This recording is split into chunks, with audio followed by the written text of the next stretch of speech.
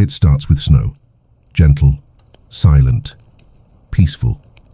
The kind of snow Hallmark would sell you in slow motion.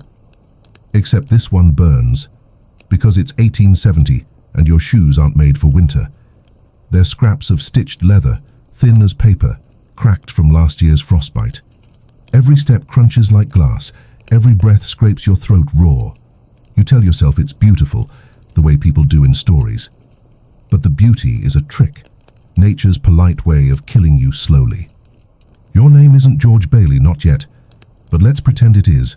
Let's pretend the same man who once saved Bedford Falls from despair is now just another man in a century allergic to hope. No guardian angel, no quaint small town, no magical ending, just a candle stub, a frozen river, and a question that keeps your ribs tight. Why did I have to be born now? You trudge home through the wind. It's not really a home, more like a wooden box that smells of smoke and wet wool. Your room is a corner by the stove which died 2 hours ago. The frost on the window is thicker than the blanket on your bed. But here's the irony. You still whisper thank you, because you saw your neighbor's baby today. Blue lips, no sound, wrapped in a sheet. Hope, they called it once. Charity. Pretty words that froze mid-air. You used to believe in them, before your sister lost her hands to frostbite, before your father stopped coughing because his lungs finally gave up, before Christmas became less about bells and more about surviving the night. You light what's left of the candle.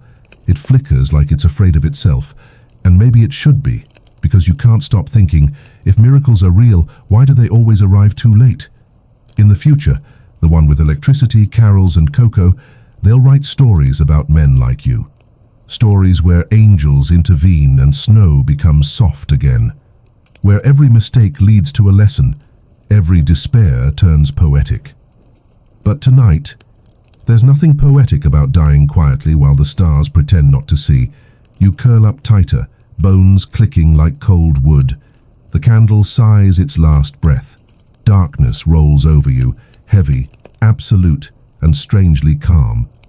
Then you hear it. Not a bell, not an angel. A whisper, low, distant, and wrong. George, what if this is your wonderful life?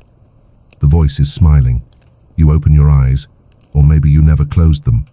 The room looks different. There's a shadow in the corner. It's wearing your father's hat, and it's still smiling. The shadow doesn't move. It just watches, the way hunger watches bread. You try to breathe, but the air feels like biting into a frozen apple. The candle's gone, but somehow the hat glows, faint gold at the edges, like fire trapped under ash. You whisper, "Who's there?" And the answer comes back, calm as a lullaby. Someone who used to believe in hope.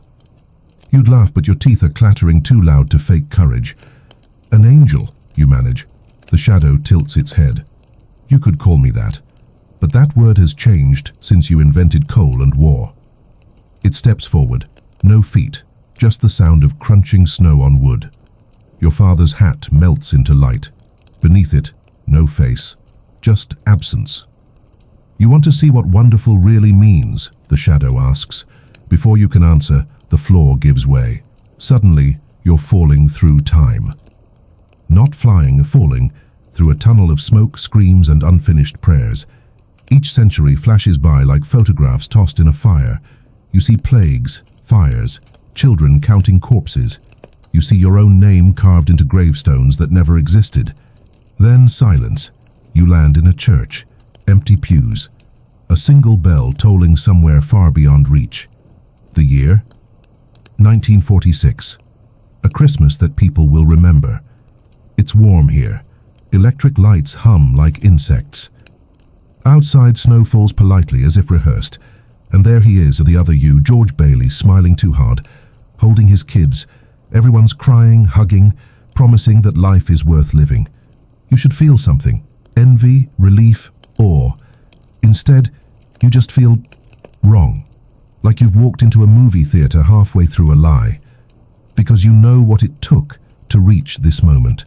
Every street lamp powered by someone's bones. Every carol written over someone's silence. Every miracle, borrowed from a century that never had one. "See," says the shadow beside you, "they needed you to believe in this ending. Hope only sells when someone else paid for it." You watch as the camera fades, snow falls, music swells. The wonderful life wraps up neatly, like a coffin with a bow. And somewhere in the forgotten corners of time, the first George Bailey, the one from 1870, freezes again, alone, unfilmed, unremembered. You whisper, "So which one was real?" The shadow smiles, that same quiet, cruel kind of smile you've seen on desperate men pretending they're fine. "They both were," it says. "One dreamed of angels, the other fed them." The church bell tolls again, louder this time. The stained glass shatters, colors spilling like blood across the floor. When the light clears, you're back in your cold room, 1870, the stove dead, the frost thicker, but now you can't close your eyes. Because you've seen what hope costs and what it buys. Outside, the wind howls. Inside, something laughs. Christmas morning has begun. You wake up to silence thick enough to chew, the kind that makes you wonder if the world ended while you slept. No birds, no boots on snow, just the soft groan of wood settling into its own exhaustion. You push yourself up. The blanket cracks with frost. Your breath hangs mid-air like a ghost that doesn't know it's supposed to be gone. You half expect the shadow to still be there, but it's not. Only your father's hat resting where the candle died, still warm, which is strange because nothing in this house has been warm since you stopped counting. You stand. The floorboards creak like they're whispering secrets to your feet. Outside the window, the snow drifts glow blue, endless. Somewhere under all that beauty is a road, a town, a memory of people pretending things were better than they were. And maybe, just maybe, they were. You pull on your coat, the one that smells like damp hay and sadness. The air bites your neck as if reminding you, you're still here. Unfortunately, you step outside. The light hurts. It's too clean for this world, too sharp. You shield your eyes and see a figure down the road, a woman maybe in a shawl. She's standing perfectly still, watching you. "Hello?" You call. No answer. Just wind, carrying the faint sound of something, bells or bones. Hard to tell these days. You walk toward her, boots sinking deep into snow that feels alive, breathing around your ankles, tugging gently, like it doesn't want to let you go. The woman doesn't move. When you're close enough to see her face, your stomach knots. It's your sister. Only not. Her skin's too pale, her eyes too still. Like she's been waiting for you for years in a place where time froze first and bodies followed. She opens her mouth and the wind answers for her. "You didn't save me, George." You step back, heart hammering like an axe against ice. She points behind you. You turn, and there's your house on fire. Silent flames. No heat, no smoke, just flickering gold eating through wood that doesn't burn. Then her voice again. "This is your wonderful life. You survived. Remember." The words crawl under your skin. You want to scream, but your throat's frozen shut. Then the fire stops. Everything, the house, your sister, the wind, dissolves into white. You blink. You're no longer outside. You're standing in a parlor, velvet curtains, brass lamps, laughter spilling from a gramophone. A Christmas tree glows in the corner, tall and perfect. And everyone looks happy, except you. Because somehow you know this isn't your time. And someone, something, wants you to stay anyway. The laughter echoes like it's been rehearsed. Each chuckle lands at the same pitch, the same rhythm, looping like a music box wound too tight. You glance around the parlor, velvet, lace, oil portraits of faces that smile a little too wide. Everyone's dressed for a holiday you can't afford to imagine. Gold buttons, polished shoes, rings that could feed a family. You touch your coat and feel the dirt, the frost, the shame. It doesn't belong here. You don't belong here. Then a hand grips your shoulder. Firm, cold. You turn, and there's a man with your face, but clean, radiant. The kind of George Bailey who won at life. He beams like the world's been kind to him. "Ah, There you are, he says, late for your toast as usual. You try to speak, but the air tastes wrong, too perfumed, like someone boiled sugar and regret together. He raises a glass of golden liquid and clinks it against yours before you can refuse. To family, to fortune, to progress, everyone cheers. And you sip. Because it feels safer to pretend. The drink burns, but not like whiskey. More like light, swallowing you from the inside. You see flashes, cities rising, machines humming, people smiling in photographs they can't afford to frame. Your other self grins wider. See, this is what happens when hope works, when we stop fearing the cold and start building. You glance out the window. Snow falls in perfect rhythm, each flake identical, too identical. Something in you tightens. Where are we? He chuckles. Where we were always meant to be, a better world, George. The dream realized. But then you notice the silence outside, the absence of birds, wind, sound. Even the snow doesn't land. It just loops. You look closer and realize it isn't snow. It's ash. The gramophone skips. The people freeze mid-laugh. And your twin, still smiling, says softly, "Every paradise needs its ghosts." The walls ripple. The portraits start melting, their smiles running like candle wax. You back away. The drink glass shatters in your hand, slicing your palm and red on white. Finally, something real. You press your hand against the wall. It's breathing, slow, wet. Your twin's face begins to change, features blurring into something old and empty. You begged for warmth, it says. You begged for miracles, and now you call it a nightmare? The floor opens again, not beneath your feet, but above your head. A hole in the ceiling swallowing the chandelier, the music, the air. You try to run, too late. The last thing you see before the world folds inside itself is your own reflection in the glass, smiling. You're falling again. But this time, it's slower, almost gentle, like the world is trying to apologize for the violence. Except it's not wind brushing your face, it's whispers, thousands of them, too many to separate, too soft to ignore. Each voice says your name differently. George, Jörg, Giorgio. Like they're trying to remember what hope used to sound like. You land in snow again, of course. Only now it's wrong. The flakes are black, the sky is white, and the horizon hums like an engine that hasn't been invented yet. You stand, brushing soot off your coat. Your fingers ache, but not from cold, from the weight of time itself. It's heavier here, thicker. Like every year that's ever existed is pressing against your chest. A figure waits in the distance. Not the shadow. Not your twin. Something older, wrapped in light that flickers between centuries, gaslight, candlelight, neon, static. You walk toward it.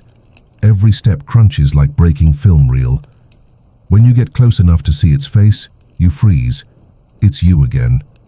But this time older. No, tired. The kind of tired that makes eternity look like a shift that never ends. The old you smiles, a small crack in a glacier. "So," he says, "you finally made it to the in-between." You try to speak, but your voice sticks in your throat. "What is this?" "Choice," he says simply. "You've seen both versions of your life, the one that froze and the one that burned. Now you get to decide which hell you'd rather call home." You blink. "There's no heaven." He laughs. It's dry but kind. There was, briefly. But people stopped paying attention. The ground around you shifts, turning to glass. Beneath it, flashes of lives, hundreds, thousands, farmers in famine, bankers in debt, lovers in trenches, each one whispering thank you to a God that never answers. Every century has its George Bailey, the old you says, someone who keeps the illusion alive, that goodness always wins, that kindness gets rewarded, that angels are on call for overtime. You shake your head. "I don't want to be that." He steps closer. "Then stop pretending hope is free." The wind picks up. The snow, black, bitter, starts swirling into shapes, faces, people you knew, people you didn't, their eyes wide open, reflecting every candle you ever lit in vain. You can smell the air changing, wood smoke, blood, pennies. A storm's coming. The old you tilts his head. If you walk forward, you'll wake up in 1870 again. If you turn back, you'll vanish. No pain, no memory, no wonderful life, just rest. You hesitate, because for the first time, rest sounds better than survival. Then, somewhere in the distance, a bell rings. The bell sounds wrong. Too pure for this place, too human. It cuts through the black snow like a knife through smoke, leaving streaks of color that shouldn't exist. The old you frowns. That shouldn't be possible. You turn toward the sound. It's coming from nowhere and everywhere, the kind of ringing that feels like it's inside your ribs. Each chime stretches, echoing longer than sound should. Someone's calling you back, the old you says. Don't answer. But you already know you will, because you always do. Because that's who George Bailey is, the man who can't stop caring even when it ruins him. You start walking toward the bell. The snow thickens. The air grows heavy. The ground beneath your boots turns soft, not mud, but memory. Each step sinks into a different year. The world flickers like bad film. Faces blur past you, not ghosts, not people, just fragments of hope that forgot who they belonged to. The bell tolls again, louder, clearer, and suddenly you're standing on a bridge. The same bridge, the one from the movie, but there's no river below, just fog. Deep, endless, whispering fog. You grip the railing, and it's slick with frost. The wind howls, carrying voices that sound like your own. You're worth more dead than alive. You should have jumped. Hope is just debt with better PR. You close your eyes. I'm not him, you whisper. I never was. The fog parts, and there he is, Clarence.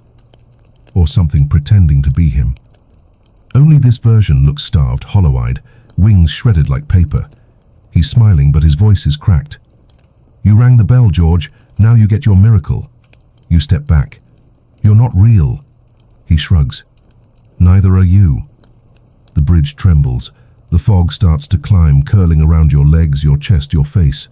Clarence's eyes burn white. You wanted to know what happens when hope becomes hunger, when faith runs out of fuel. He reaches out. His hand passes through your chest like smoke through smoke. The world goes silent, not empty, expectant. And then, a sound. Not a bell this time. A heartbeat. Yours. Loud, heavy, stubborn. You gasp, stumbling backward. Clarence blinks, startled. Oh, he says softly. You still want to live. The fog freezes mid-air. The bridge glows faintly blue. For the first time since this nightmare began, something inside you, tiny, fragile, furious, starts to burn again. You don't know if it's hope or defiance, but you know it's real, and that's enough. The old you's voice echoes faintly in your head. Every paradise needs its ghosts.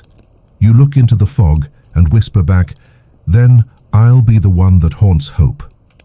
The bell tolls once more, and the world flips inside out. You wake up face down in the snow again, but this time the snow is soft, quiet, real. Your lungs burn like they've been scrubbed clean with fire. You sit up. The bridge is gone. The fog, the ghost, the ash, all gone. Only the sound of wind, the creak of trees, and the faint shimmer of a dawn too pale to celebrate. For a moment, you think maybe you actually made it home. Maybe the nightmare's over. Maybe that bell meant something merciful. Then you notice the footprints, dozens of them, circling you, pressed deep into the snow, but none leading in or out. You're in the center, like something was watching, waiting. You stand. The air smells metallic, like frozen blood or old coins. Your fingers tremble as you clutch your coat tighter. The horizon is a blur of grey and light, the kind of morning that forgets to feel warm. You start walking, because what else is there to do? The landscape looks familiar but wrong. The same hills, the same road to town, but everything's sharper, too defined, like someone repainted the world without love.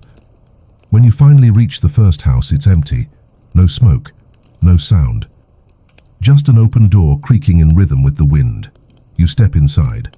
The walls are covered with newspaper clippings, yellowed, brittle, frozen mid-peel. Headlines scream from every corner, "Winter claims 12 more." Christmas cancelled again. Hope shortages expected through New Year. You run your finger across the paper, and it crumbles instantly. Beneath it, something carved into the wood. Your name. You back away. Trip over something soft. A doll. Frozen mid-smile, eyes cracked, one arm missing. You whisper, "What is this?" And from somewhere in the house a voice answers, not menacing, not kind, just tired. It's the world that believed you. You spin. The room's empty. The voice continues, closer now. Every time you dreamed of something better, you gave it power. Every hope became a world. Some of them survived, most didn't. You step toward the doorway, and there, standing in the hall, is the shadow again, your father's hat. The absence where a face should be. It tilts its head. "So, George, how does it feel to know you created your own hell out of kindness?" Your breath fogs the air between you. You want to shout, to demand answers, to end this cycle, but your throat closes around the truth before it can form. Because deep down you know he's right. Every prayer for mercy became a curse for someone else. Every wonderful life borrowed its warmth from another man's winter. And you can't decide what's worse, realizing it, or realizing you'd still do it all again. The shadow takes a step forward. "Then let's see," it whispers, "what hope does next." The air thickens like honey left too long in the cold. Each breath is a negotiation. Give up warmth, keep your sanity. The shadow doesn't move closer, yet somehow it fills the room now. It speaks like snowfall, quiet, relentless, everywhere at once. People in the future will look back at this year, it says. They'll call it quaint, rustic, maybe even beautiful. You flinch, because you know exactly what that means. They'll light candles, it continues, and tell stories about how simple life used to be, how faith carried men through winters like these. The sarcasm drips slow, deliberate. And they'll never smell the rot beneath it. You can't look at it, not directly. The more you do, the less you remember what a human shape is supposed to look like. You whisper, "Why me?" The answer slithers between heartbeats. Because you cared. You believed in something better, even when it wasn't real. And belief, George, is the cruelest invention of all. The words hit you harder than the wind outside ever could. You sink to your knees. The boards under you groan, the sound of a house remembering hunger. You think hope saved you? The shadow asks. It only delayed the ending. Hope is just despair dressed for Sunday. You close your eyes trying to picture anything else. Warmth, color, the sound of laughter that isn't mechanical. But all you see is snow swallowing a town. All you hear is bells that mean nothing. You mutter, "Then why show me all this? If everything's doomed anyway?" The shadow leans close, or maybe it's just the dark getting bolder. Because stories need witnesses, and someone has to remember how real it was before the movie softened it. You stand, unsteady. "Then what do you want from me?" "Simple," it says. "Stop lying, stop pretending survival is virtue. Admit it, you didn't want to live for others. You wanted someone to live for you." The words slice deep, because you remember the nights you wished for warmth not to share but to keep, the prayers whispered for your pain to end, not everyone's. And suddenly you laugh, a raw, cracked sound that startles even you. "Fine," you say. "Maybe I'm selfish. Maybe I just wanted one Christmas where I didn't have to pretend the world was kind." The shadow stills. The silence shifts. And then it laughs too. A low, rich sound that almost feels human. "Finally," it says. "Honesty. That's where hope actually begins." The house flickers. Walls ripple like heat haze. Outside, the snow stops falling. You look up. The ceiling's gone. The sky above burns orange, bleeding into black. Somewhere in that horizon, something's waiting. "Come on then," the shadow says. "Let's see what a truthful Christmas looks like." It holds out its hand, you take it, and the world dissolves again. The first thing you notice is the warmth. Not the fake, brittle kind that teases you before vanishing. Real warmth. The kind that wraps around your skin and whispers, "You're alive for now." You open your eyes. The world is color again, but it's not the 1870s anymore. Gaslight replaced by neon, horses replaced by cars. And people, endless people, walking fast, talking louder, dressed like they're racing against invisible clocks. You stand in the middle of a street that hums with electricity and exhaustion. Snowflakes melt before they touch the ground. Steam rises from vents like the city's breathing through its teeth. You've landed in the future, or at least a future. A billboard flickers overhead. It's a Wonderful Life, streaming now in 4K. Your stomach twists. The irony hits like cold water. You step closer to the glowing screen. There you are, smiling, radiant, timeless George Bailey. Arms open, snow falling in perfect slow motion. The crowd around you barely notices. Everyone's too busy recording, scrolling, forgetting. You whisper, "They made it a movie." And the shadow's voice, faint but smug, answers from somewhere unseen. Of course they did. People can't survive the truth, George, so they turn it into nostalgia. You walk through the city, dazed. Every window sells comfort, hot drinks, soft lights, promises of joy. Every person looks tired, not starving, not broken, just quietly, efficiently miserable. This is hope mass-produced, hope with a marketing budget. A child tugs at your coat. You turn, small face, red cheeks, eyes bright. "Mister," he says, "can you take a picture with me? You look like the guy from Christmas class." You kneel down slowly. "What's Christmas class?" The kid grins. "It's when we learn about the old days, when people believed in miracles and stuff. Our teacher says it's good for emotional balance." You stare at him. "And do you believe it?" He shrugs. "They said believing's not required." Then he runs off, leaving you alone again in a world too bright to see clearly. You turn a corner and stop. A church stands there, or what's left of one. The sign reads, "Faith Museum, Interactive Exhibit, Donations Optional." Inside, the pews are filled with holograms, ghosts of prayers projected on demand. You walk past an exhibit labeled Hope Through the Ages. Each century gets a paragraph. 1870 gets a sentence. Severe winters tested rural faith systems. Mortality high, optimism low. Inspirational quotes pending. You laugh under your breath. It's the sound of someone realizing they've been both the hero and the punchline. The shadow appears beside you again. Quieter now, almost gentle. "See, you were the prototype. They just automated the belief system after you." You turn to face it. And what happens when people stop watching? The shadow smiles. They fall asleep. You walk deeper into the Faith Museum, your footsteps echoing off polished marble that's never seen real dust. A sign above you reads, "Interactive Hope Experience. Please remove cynicism before entry." You smirk. Too late. A door slides open with a hiss, and you step inside. The room is round, mirrored, endless. In the center floats a glowing orb, pulsing softly like a mechanical heart. "Welcome," says a soothing voice overhead. Female, warm, artificial. "You have entered the archive of miracles. Please choose your era of belief." The orb flickers. Names spiral across its surface. Eden, Bethlehem, 1870. Bedford Falls, the Great Revival of 2094. You hesitate, then whisper, 1870. The room shifts instantly. The mirrors darken. The air cools. Snowflakes drift from vents in the ceiling. The smell hits first. Smoke, ash, animal fat burning in a stove. The sound follows. A baby crying, wind clawing at a window, someone praying in a language that's more begging than speech. And then, there you are. The version of you from before, kneeling by that dead stove, frozen candle, eyes open. You're looking at yourself. "Playback initiated," says the voice overhead. "This miracle failed due to insufficient faith. Would you like to reattempt?" Your throat locks. "Reattempt?" "Yes," the voice purrs. "Users can rewrite the past to achieve optimal emotional outcomes.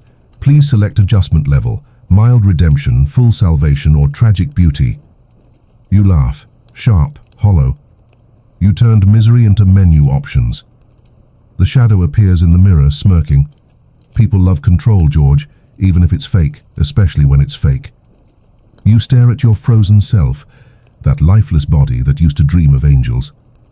If I pick one of these, you whisper, does he live? The shadow shrugs. He never died, technically. He just became a story. You step closer to the orb. Its light throbs in rhythm with your heartbeat. Select, the voice insists. Your hand hovers over full salvation. For a moment you want to press it, to give that old version of you the ending you were promised. But then you see the faces reflected all around you, millions of others frozen mid-belief. People who begged for miracles and got merchandise instead. You pull your hand back. No. Selection invalid, the voice replies sweetly. All users must choose an ending. You shake your head. I already did. The orb flickers. Error. Undefined outcome. Please confirm. Are you rejecting redemption? You look at your dead reflection one last time. I'm rejecting fiction. The orb flares bright, blinding white. The mirrors crack. The snow stops mid-air. The voice distorts. Hope cannot function without compliance. Yeah, you whisper, stepping into the light. That's the point. The room collapses into silence. And somewhere, in the dark digital sky, another bell rings. Everything's gone white again. But not the cold kind. This white feels infinite, soft, almost forgiving. You blink and realize you're standing in a snowfield that never ends. No horizon. No wind, no sound. Just stillness. You look down. Your feet don't leave prints anymore. The ground doesn't even feel like ground. It's textureless, like walking on memory foam made of light. Then a voice cuts through the silence, familiar, calm, amused. Well, it says, that was dramatic. You turn. And there he is again. Not the shadow this time, not the twin. Clarence. Except this version looks different, younger, modern. Wearing glasses, holding a clipboard, a halo flickering like bad Wi-Fi. He grins. Don't look so disappointed. The afterlife updated its interface. You stare at him. Where am I now? He checks his clipboard. Technically, between versions. You broke the loop. The loop? Yeah. He gestures lazily with his pen. The whole hope, suffer, redeem, repeat cycle. Humanity's favorite rerun. Congratulations, George. You refuse the script. You fold your arms. And what happens when you refuse the script? He shrugs. Usually deletion, occasionally enlightenment, sometimes both. Depends on audience reception. You laugh, because what else can you do? So what? I'm just out of the story now? Clarence steps closer. The clipboard vanishes. Not out. Between. That's where all the unfinished faith goes. He points upward, though there isn't really an up here, and you see them. Faint outlines floating in the white. Old churches. Burning candles. Millions of tiny suspended prayers, each one flickering weakly, like fireflies in fog. These, Clarence says softly, are the leftovers, the hopes that never reached heaven, too small to be miracles, too stubborn to die. You stare at the glowing fragments. They pulse gently when you breathe. So this is what's left of belief. He nods. When people stop praying, the words don't vanish. They just pile up here. Unclaimed inventory. You reach out. The air ripples. One of the lights floats down, landing in your palm. It's warm, familiar. You recognize it instantly, your sister's voice. Her last whispered please. Your throat tightens. I never saved her. Clarence tilts his head. No. But you remembered her. That's more than most. The light pulses once, then fades into your skin. Gone, but not gone. You look around at the endless whiteness. So what am I supposed to do now? Build another hope? He smiles, not kindly, but knowingly. That's what everyone tries first. The real question is whether you can live without one. You exhale, watching the air dissolve into light. For the first time, it doesn't hurt to breathe. Somewhere far off, faintly, bells again. Not one this time, hundreds. And they're ringing for you. The bells swell until they're no longer sound. They're gravity. They pull at your chest, your bones, the faint edges of who you still are. Clarence doesn't flinch. He just watches you with that unbothered celestial calm that makes angels seem both comforting and cruel. "Feels nice, doesn't it?" he says. "It feels real," you reply. He grins. That's the trick. The whiteness starts to shift. Slowly, carefully, as if the universe is repainting itself around you. Colors drip in, pale blue, dull gold, shadows bleeding back into shape. A town begins to form. Houses, fences, people. Bedford Falls, or some replica of it. Only this time, everything's perfect. Every door freshly painted, every street spotless, every smile symmetrical. It's the kind of place people in the future would build in a simulator and call heaven. Clarence spreads his arms. Your audience loved you, George. They wanted an ending that felt like home. You scan the scene. The Christmas lights blink on cue. The carolers' mouths move in flawless synchronization. Even the snow looks rehearsed. You mutter, "This isn't heaven. This is advertising." Clarence shrugs. Same difference depending on the century. You start walking down the main street. Familiar faces wave from porches, your wife, your friends, your children. But their eyes don't blink. Their laughter loops every few seconds, just slightly too perfect. Your pulse quickens. They're not real. They're representations, Clarence corrects, of all the lives that believed in yours. The movie made them eternal. You stop in front of the Old Bailey building and Loan. It gleams like a temple. Inside, your portrait hangs above the door, smiling, heroic, canonized, and below it a plaque. George Bailey, the man who proved hope works. You feel sick. The bells fade into applause, faint, ghostly, endless. Clarence tilts his head. This is your legacy, George. The world didn't want your suffering, it wanted your lesson. You look at him. So I'm just a story now? He nods. Everyone becomes one eventually. Some just sell better than others. You laugh again, but it's hollow.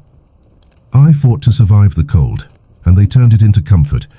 I died begging for warmth, and they made it a Christmas special. Clarence sighs. They always do. People can't sleep without happy endings. You stare at your perfect town, every light burning bright, every lie polished clean. And for the first time you understand. You weren't saved. You were edited. You whisper, "I want out." Clarence's expression hardens. There's no out, George. Only versions. But you can still choose what kind of ghost you'll be. The applause fades. The snow pauses mid-air. The light dims, waiting for your decision. Clarence steps aside. So, do you haunt the story or the truth? You take a breath and step into the dark. Darkness swallows everything, but it's not empty this time. It's dense, layered, textured, like walking through velvet soaked in ink. Every sound you make echoes back slightly wrong, delayed, reversed, as if time's replaying you out of spite. You try to look down. You can't tell if you still have a body or just the memory of one. Then faintly a light appears, not ahead, below. You descend toward it, or maybe it rises toward you. There's no gravity here, only intention. The light sharpens into shape, a door. Wooden, 19th century. Frost-bitten edges, the same one you walked through in your house that night, the one that led to everything unraveling. You hesitate. Haven't we done this already? Clarence's voice answers, disembodied now. Stories don't end, George, they just wait for new audiences. You push the door open, and there it is again, your 1870 home. But this time, it's alive. Fire roaring in the stove, candlelight bouncing off the walls. The scent of stew so thick it could be heaven itself. Your sister hums by the window, her hands intact. Your father snores softly in his chair. Outside, snow drifts gently, beautifully, the way stories always pretend it does. You blink hard. No. Because you know this isn't real. You remember every bone-breaking cold night, every prayer unanswered, every truth too cruel for nostalgia. But the warmth, oh, the warmth feels right. You walk closer, touch your sister's shoulder. She turns, smiling, eyes alive, bright, impossibly kind. "Dinner's ready," she says. Your throat tightens. "You're not real." She laughs, the same small laugh you've missed since she froze in your arms. Maybe not, but neither are you. You stumble back. The shadow is standing behind her now, wearing your father's hat again, patient as death. "You asked for truth," it says. "But truth's overrated, isn't it? Look how peaceful a lie can be." The fire crackles. The smell of stew deepens, thick with garlic and grief. You shake your head. "I don't want comfort. I want..." "Meaning?" The shadow interrupts. "Good luck." The world runs on repetition, not revelation. The walls begin to pulse like a heartbeat. Your sister's face flickers, happy, sad, gone, back again. "Every Christmas," the shadow whispers, "someone prays to be saved from the cold. Every time the same answer comes, I know one's coming, but you'll dream they did." You grab the table for balance. The warmth is fading. The stew's turning grey. The air thickens with the smell of burnt sugar and lost time. You whisper, "Then what am I supposed to do?" The shadow steps closer. "Wake up." Then it places your father's hat on your head, and the entire room collapses into ash. You open your eyes. No snow, no shadow, no angels, just darkness, and the sound of dripping water. You're underground, a cellar maybe. The air smells like rust and regret. The walls glisten faintly, carved with words you can't quite read. You stand, dizzy. Your body feels heavier now, as if every decision you've made has weight. In the corner, a lantern flickers weakly. You light it. The glow spills across the walls, and the words come into focus. Hundreds of them, scratched deep into stone. I tried, I failed, I believed, I froze, I woke. Each phrase etched by a different hand, different eras, same confession. You reach out and touch one. The moment your fingers brush the stone, a whisper slips into your ear, not a voice, but a memory. A woman crying, a child coughing, a prayer cut off halfway. You jerk your hand back. The whisper dies. From the far side of the cellar, something moves. A faint glow, not from fire, but from hundreds of small lights suspended in the dark. You walk closer. They're not candles. They're people. Faint silhouettes, frozen mid-motion, men, women, children, all glowing from within. Each one clutching a tiny object, a cross, a locket, a letter, a photograph. Every single one murmuring the same phrase under their breath. Just one more Christmas. You recognize some of their faces, your neighbors, the banker's son, even your sister. You whisper, "Are they trapped?" A voice answers from behind you, soft, patient, cruel. "Preserved." You turn. The shadow's there again, hat gone, form clearer now, almost human. "They kept hoping," it says, "so they never left. Hope is glue, George. It holds the dead to their stories." You stare at the glowing people. "And if I stop hoping?" The shadow's smile widens, and not evil, just ancient. "Then you fall apart, like everyone else who finally understands what hope costs." You step closer to the nearest figure, your sister again. Her lips are moving, barely audible. "Just one more Christmas." You want to shake her, to wake her, but your hands pass right through her light. It ripples like water, reforms, keeps whispering. You fall to your knees. "I can't save them," you whisper. "No," says the shadow. "You can only stop joining them." You look up at it. "I thought hope was supposed to save us." The shadow leans down, its face inches from yours, and for the first time you see eyes. They're yours. "Hope doesn't save anyone," it says. "It just keeps them busy until the cold wins." Then it stands, steps back and fades into the wall. You're left alone with the glowing dead. Their whispers rise into a soft, rhythmic hum, and somewhere above you, faint but certain, bells ring again. Not for joy, for memory. The sound of those bells trickles down through stone and frost like water leaking from heaven. Each chime lands differently now, slower, heavier, almost human. You tilt your head toward the ceiling. There's no light, no sky, yet you can feel the pull of it like gravity reversed. The lantern sputters once, then dies. The cellar plunges into silence. You close your eyes and listen. Not just to the bells, but to what's under them. Breathing, footsteps, the low murmur of a crowd you can't see. Then a new sound. A crack. The floor beneath you splits open, not violently but carefully, as if the world's been waiting for this moment. Light spills through the crack. You fall upward. You land on cobblestones slick with melted snow. The smell hits first. Coal smoke, wet wool, roasted chestnuts. The sound follows. Chatter, laughter, the metallic jingle of coins. You're back in 1870. Or maybe not back exactly, that's more like beside. The town is alive again, bustling, bright, almost celebratory. People bustle past you, arms full of packages, cheeks pink with cold. You blink in disbelief. It's warm? A woman passes, smiles politely. Christmas market, sir. Best day of the year. You turn in a slow circle. It's the same street where you once begged for work. Now it's glowing. The shadow isn't here. Clarence isn't either. Just life. Pure, ignorant life. You walk through the market, half expecting it to vanish. The air buzzes with optimism so thick it feels artificial. Vendors shout from behind wooden stalls. Sugar figs, candied apples, handmade mittens. A brass band plays off-key versions of hymns that sound suspiciously like propaganda. You catch your reflection in a window. Clean face, bright eyes, a hint of the man you were supposed to be. It's unsettling. You turn and see her, your sister, alive again. Older, stronger, laughing as she helps an elderly woman pick oranges from a crate. You freeze. She looks up, sees you. Her face lights up with that same warmth you'd forgotten how to believe in. "George, you made it," she says, running to you. "We thought you'd gone north for work." You can't speak.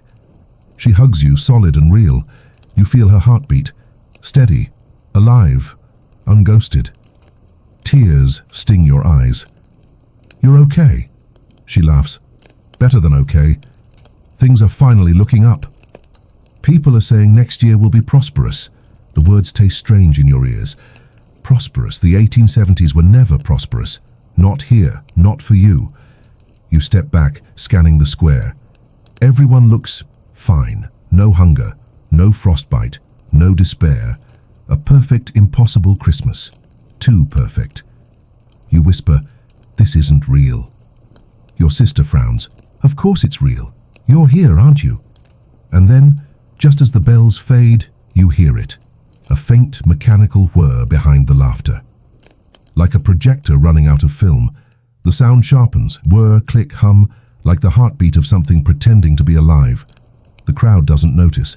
Their smiles loop perfectly. Their laughter syncs too neatly with the flickering lamps above. You move through the market, your boots silent now, the snow no longer crunching underfoot. You reach for an apple on a cart. Your fingers pass right through it. The world shivers. You glance up. The sky flickers, color draining and bleeding back in waves. Your sister's laughter falters mid-note. Her face freezes, then resets. Smile, blink, repeat. You whisper, "It's a recording." A voice answers from behind you, calm, clinical, familiar. Clarence. But not the Clarence from before. This one wears a long grey coat, no halo, no clipboard, just a neutral expression, like a bureaucrat of eternity. He says, "You wanted a truthful Christmas. So we built you one. Statistically accurate joy, algorithmically balanced tragedy." You stare at him. "This is a simulation." He shrugs. "Everything is, after enough retellings. The past gets optimized, the pain edited out. The world around you pulses. One frame too slow, one smile too steady. Children run by holding candles that don't melt. A horse-drawn carriage passes without leaving tracks. You grab Clarence by the coat. "Who's running this?" He glances up at the glowing sky. They are. You follow his gaze, faint shapes behind the clouds, enormous and shifting like faces pressed against glass. Voices whisper from above, overlapping, hungry, curious. Watch how he reacts this time. Do you think he'll choose hope again? Loop it back. The fall sequence plays well. Your stomach drops. They're watching. Clarence nods. Always. They call it nostalgia. It's the modern form of prayer. The lights around you start to dim, one by one. The townsfolk freeze mid-gesture, like toys winding down. Your sister reaches for you again, her eyes pleading even as her body stiffens. "Stay," she whispers. "Just stay." You shake your head. You're not her. You're what they want her to be. The sky rumbles.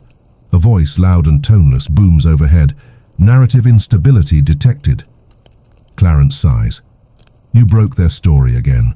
You really are terrible for ratings. The cobblestones crack, the snow turning to static. You look around, panicked. If this world ends too, where do I go next? He gives you a small, almost pitying smile. Anywhere you remember. Memory's the last place they can't touch. The air begins to vibrate, reality peeling like old wallpaper. You take one last look at your sister, her face half frozen, half alive, and whisper, "I'm sorry." She blinks once. For what? For surviving. Then everything collapses into white noise. A hiss, a flash, a final bell that sounds suspiciously like a laugh. And you're gone. Silence. Then a heartbeat. Not your own. Slower, deeper, echoing from somewhere vast and hollow. You open your eyes and find yourself standing in nothing. Not the white void from before, not the cellar, not the town, not even darkness. Just absence. The kind of emptiness that hums. You try to move. Your legs obey, but the motion feels wrong, like walking underwater in a dream you don't remember starting. Then, faintly, a shimmer ahead. Not light, memory. Scenes flicker in the air. You as a boy, barefoot in the snow. You laughing with your sister before the frost came.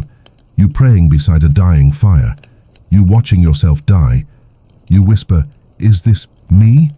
And a voice answers, gentle, curious, ancient. "No, George. This is what you were worth believing in." You turn. The shadow stands there again, not looming, not threatening this time, just present. Its edges blur, the hat gone, its form finally settling into something close to human. It looks tired, like it's been carrying your sins through a century of retellings. You take a breath. So, what now? Another test? Another version? It shakes its head slowly. No tests. Just perspective. The air around you ripples. The memories expand, merging, overlapping until they fill the horizon. Each version of your life plays at once, thousands of yous existing simultaneously. The hopeful one, the bitter one, the one who froze, the one who smiled, the one who never existed. The shadow gestures toward them. Every belief creates a version. Every version asks for witnesses. You fed them all. You stare. They needed me to keep believing. Yes, and you needed them to remember you. The admission stings, not because it's cruel, but because it's true. You watch one version of yourself in a black and white film reel, hugging his family, promising everything's fine. Then another, trudging through snow, whispering apologies to ghosts. Then another, standing on a bridge, deciding between hope and gravity. They all look up at you, at the real you, and whisper the same thing, "Thank you." Your throat tightens. For what? For suffering beautifully. You want to scream, to deny it, but the words don't come. Because deep down you know that's what the world wanted. Not your salvation, but your aesthetic despair. The shadow steps closer. Do you see it now? Hope was never about saving lives. It was about giving pain a soundtrack. The flickering scenes around you start to fade, dissolving into static snow. You reach out, desperate to hold one, any, but they vanish under your touch. "Can I stop it?" you ask. The shadow tilts its head. You can stop playing your part. You blink, confused. "And then what?" It smiles faintly. "Then maybe you'll finally rest." The last image fades, the film burns white, and the hum returns. You're alone again. And for the first time, that feels like peace. You sit down in the nothingness, letting the weight of every version of yourself settle in the invisible air. It's strange how silence can feel crowded. Every heartbeat, every failure, every false redemption hums faintly inside you, like echoes that refuse to die. The shadow stands nearby, still, watching you with a patience that feels almost human. You say quietly, "I thought hope was the point." It nods. That's what everyone thinks, right up until it isn't. Hope is the last comfort of the desperate. It lets you keep walking when you should stop and rest. You look up. The void above ripples like water touched by a breeze. "So if I stop hoping, I die?" "Not die," it says. "You dissolve. You go back into the world that made you. Every dream you've had will feed the next desperate soul who lights a candle against the cold." You tilt your head. "That sounds merciful." "It is," the shadow says, "but mercy is rarely cinematic." You laugh softly, the kind of laugh that turns into a sigh before it finishes. "So that's why people keep telling the story. They don't want mercy, they want drama." The shadow kneels beside you. "Exactly. They don't want to end the suffering. They want it to mean something." You close your eyes. For a moment you see flashes. The bridge, the candle, your sister's smile, the burning town, the film reels. Each memory burns away clean, leaving nothing but a strange, warm quiet. Then softly you ask, "And what about you? What are you without me?" The shadow hesitates. "I'm what's left when belief ends, the residue of every prayer that wasn't answered. I fade when you do." You meet its eyes, your eyes, and nod. Then we fade together. It almost smiles. That's the first honest Christmas wish you've ever made. The nothingness around you begins to pulse, slow and steady, like the breath of something ancient. You feel your edges start to blur, your thoughts unraveling just enough to make room for peace. No cold, no noise, no audience, and yet just before you vanish completely, a spark. Tiny, golden, defiant. You open your eyes again, startled to find your hand still there, holding light. The same little flicker you caught in the in-between, your sister's last pleas. It glows brighter now, pulsing in rhythm with the fading hum of your existence. The shadow looks down at it. "That's belief," it murmurs. "Not the kind that saves, the kind that remembers." You stare at it, the warmth spreading up your arm. It's small. All real things are. You smile, tired, genuine. "Then maybe I'll keep it." The shadow nods once. "Then you'll have to stay." You take a breath that feels like both beginning and ending. "I've been dying for centuries," you whisper. "Maybe it's time to live a little." The light swells, filling the void with color, reds, golds, faint blue. Somewhere distant, faintly, softly, a bell rings, and this time it sounds like forgiveness. When the light clears, you're standing in a street again, but not Bedford Falls, not 1870, not the cold or the void or the fake simulation that played hope like a looped hymn. This place feels unfinished. The sky is streaked with gold and charcoal, as if someone painted dawn over midnight and gave up halfway. Buildings rise and fall like sketches drawn in pencil and erased in frustration. The air hums softly, half music, half static. You look down. Your boots are gone. Bare feet on warm cobblestone. No pain, no frostbite, just the strange comfort of something that finally stopped hurting. Then, footsteps. You turn. Clarence walks toward you, holding a lantern that glows faintly blue. His coat's gone, his face looks older, softer, like he's been forgiven for something too big to name. He smiles. You found the middle. You raise an eyebrow. The middle of what? Everything. He holds out the lantern. It's quiet here because it's not a story, not a life. Just the space between believing and forgetting. You take it. The light feels weightless in your hand. Feels empty. He nods. That's how peace feels at first. You both start walking through the ghostly streets. There are no sounds except your steps and the faint hum of memory. Clarence says, "You did what most don't. You walked through every version and kept walking. That makes you dangerous." You glance at him. Dangerous. To the ones who sell happy endings. You chuckle softly. "Guess I'm bad for business." "You're worse," he says with a grin. "You're contagious." You stop walking. Contagious? He gestures toward the horizon. There, far off, and shapes are forming, figures walking toward you through the shifting city. Not ghosts, not illusions, people, real, faces from every era, peasants, soldiers, mothers, children, all holding faint lights of their own. Each one flickering like a candle that refuses to go out. Clarence lowers his voice. They heard you stop praying for miracles and start remembering the dead. That's the beginning of truth. You stare as the crowd grows closer, the golden glow swelling around them like sunrise trapped under skin. Are they alive? You whisper. In their own way, Clarence says. They're what happens when people stop worshipping hope and start honoring endurance.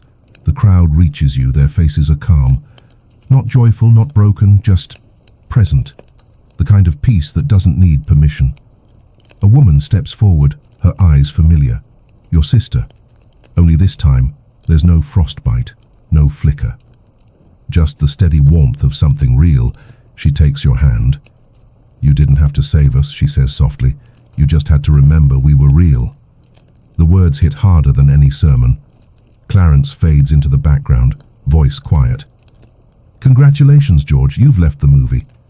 You look around, the city glowing brighter, the people humming like a single living memory. And for the first time, the snow begins to fall again. But this snow melts. It doesn't kill. The snow drifts down like confetti at the end of a war, not celebration but surrender. You hold out your hand, and each flake that lands on your palm glows briefly before dissolving into warmth. Your sister squeezes your other hand gently. This, she says, is what Christmas used to mean. Not joy, not faith, just rest from the cold. You nod slowly. We turned it into something prettier. Because pretty sells, she answers, with a small, knowing smile. The crowd begins to move through the unfinished city, lighting it simply by existing. Every step they take leaves small ripples of gold that vanish just before they repeat. It's as if the world is finally remembering itself, a painting waking up to its own brushstrokes. You walk beside them, lantern in hand, snow melting on your skin. From somewhere above, you hear faint voices. Not the watchers, not the narrators, ordinary people whispering prayers that never reached their gods. You can hear them all at once. Please keep him warm. Please let her wake up. Please, just one good day. Each plea falls like a spark, and the city catches them, turning them into light. It's not salvation. It's acknowledgement. Clarence reappears beside you, walking in step. His voice is quiet, almost kind. You know what's funny, George? Everyone thinks the miracle of Christmas is that hope survives the cold, but the real miracle is that despair doesn't kill it. You glance at him. So, it's both. He grins. It always was. Hope's a parasite that learned to coexist with heartbreak. You laugh under your breath. Romantic way to say we're stubborn. Exactly. The snow thickens. You can't tell if it's falling from above or rising from below. It doesn't matter anymore. Your sister walks ahead, joining the others. Their lights begin to merge, bleeding into one massive golden tide. It's beautiful, yes, but not perfect. The glow flickers. The air trembles. Even here, imperfection insists on being real. You feel the weight of the lantern in your hand, suddenly heavier, pulsing faintly with that small spark you refuse to let die. Clarence nods toward it. That's yours. No one can edit it. Not the angels, not the storytellers, not even me. You lift it higher. The light stretches farther than you expect, illuminating corners of the city that didn't exist before. New streets appear, messy and uneven, built from raw memory. This place, you say softly. It's not heaven, is it? Clarence shakes his head. Heaven's too clean for this. You smile, tired but certain. Good. He tilts his head. You're staying then? I think I already did. He chuckles. Typical George Bailey. Can't stop fixing broken towns, even the imaginary ones. You look up. The sky above the glowing city ripples again. Not static this time, but movement. Clouds. Real clouds. Somewhere in that endless hum a final bell rings, not for you but because of you. And as it fades you whisper, Merry Christmas, to the ones who never stopped freezing. The snow answers, by falling faster and melting into spring. Spring doesn't come all at once, it leaks. The snow doesn't melt, it evaporates, sighing into air that suddenly remembers color. Pale greens crawl through the cracks in the cobblestone streets. The sky, which had been a polite grey for so long, blushes with uncertain blue. You walk barefoot through puddles that steam faintly, as if reluctant to stop being cold. The lantern in your hand grows lighter with every step, or maybe you're growing stronger. Clarence lingers behind you now, less guide, more shadow. You can feel his presence without seeing him. The people, your crowd of flickering ghosts, are quieter. Their lights dim to soft candle glows. No fear, no pain, just peace. It's unsettling at first how calm everything feels. For so long chaos was proof of life. Now silence feels like a secret you're not sure you deserve to know. You reach the edge of the half-built city, where the gold cobblestone ends and the world dissolves into horizon. Beyond it rolling fog, not dark, not threatening, just unknown. You pause. What's out there? Clarence's voice drifts from behind you, light as the wind. Nothing yet. The next story starts when someone remembers this one. You glance back. So it's never really over. Nothing worth telling ever is. The lantern flickers once. Inside it, the small light, your sister's last please, burns steadily. You ask, what happens if I let it go? Clarence steps beside you again, his features softer, almost human. It finds someone new. Someone who still believes kindness should hurt a little. You stare at the glow, the way it trembles against your fingers. For the first time, you realize it's warm enough to burn. I don't want to curse anyone with it, you say.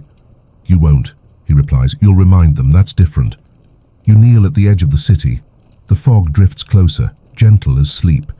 Your reflection wavers in the mist, older, wiser, almost content. You whisper to the light, you've done your job.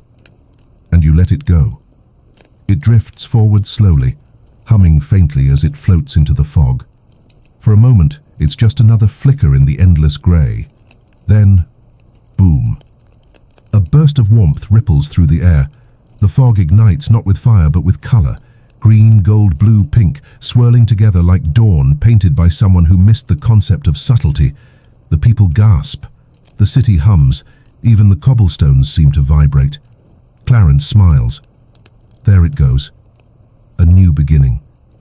You watch as the fog clears, revealing glimpses of fields, rivers, houses.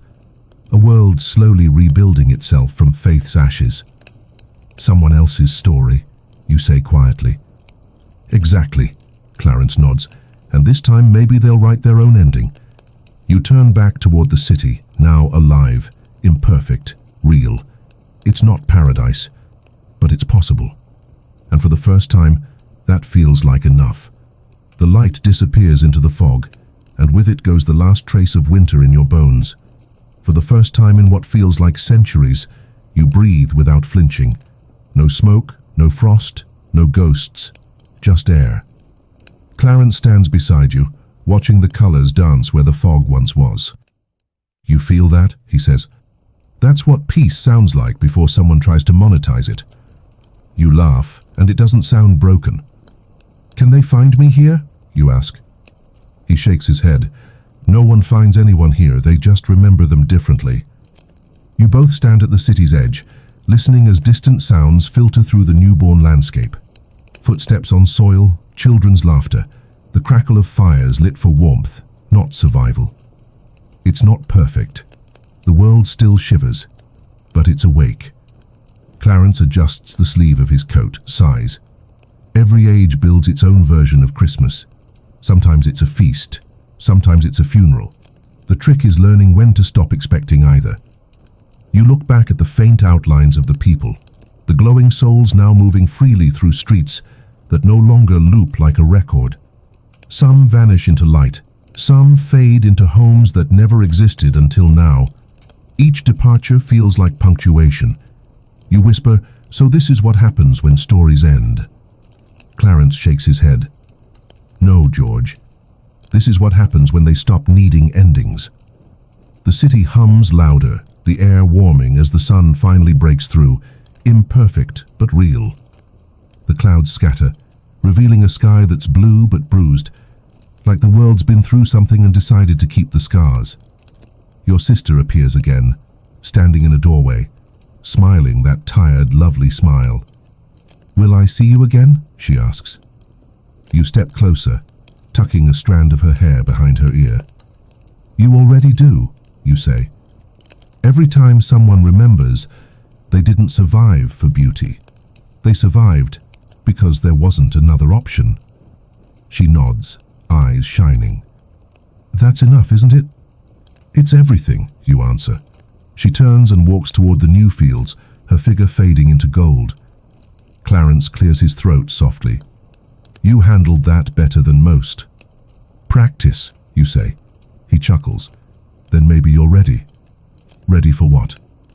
He glances at the sky where faint bells begin to toll, not the angelic kind, but real ones, clanging in the distance like church towers still standing after the storm.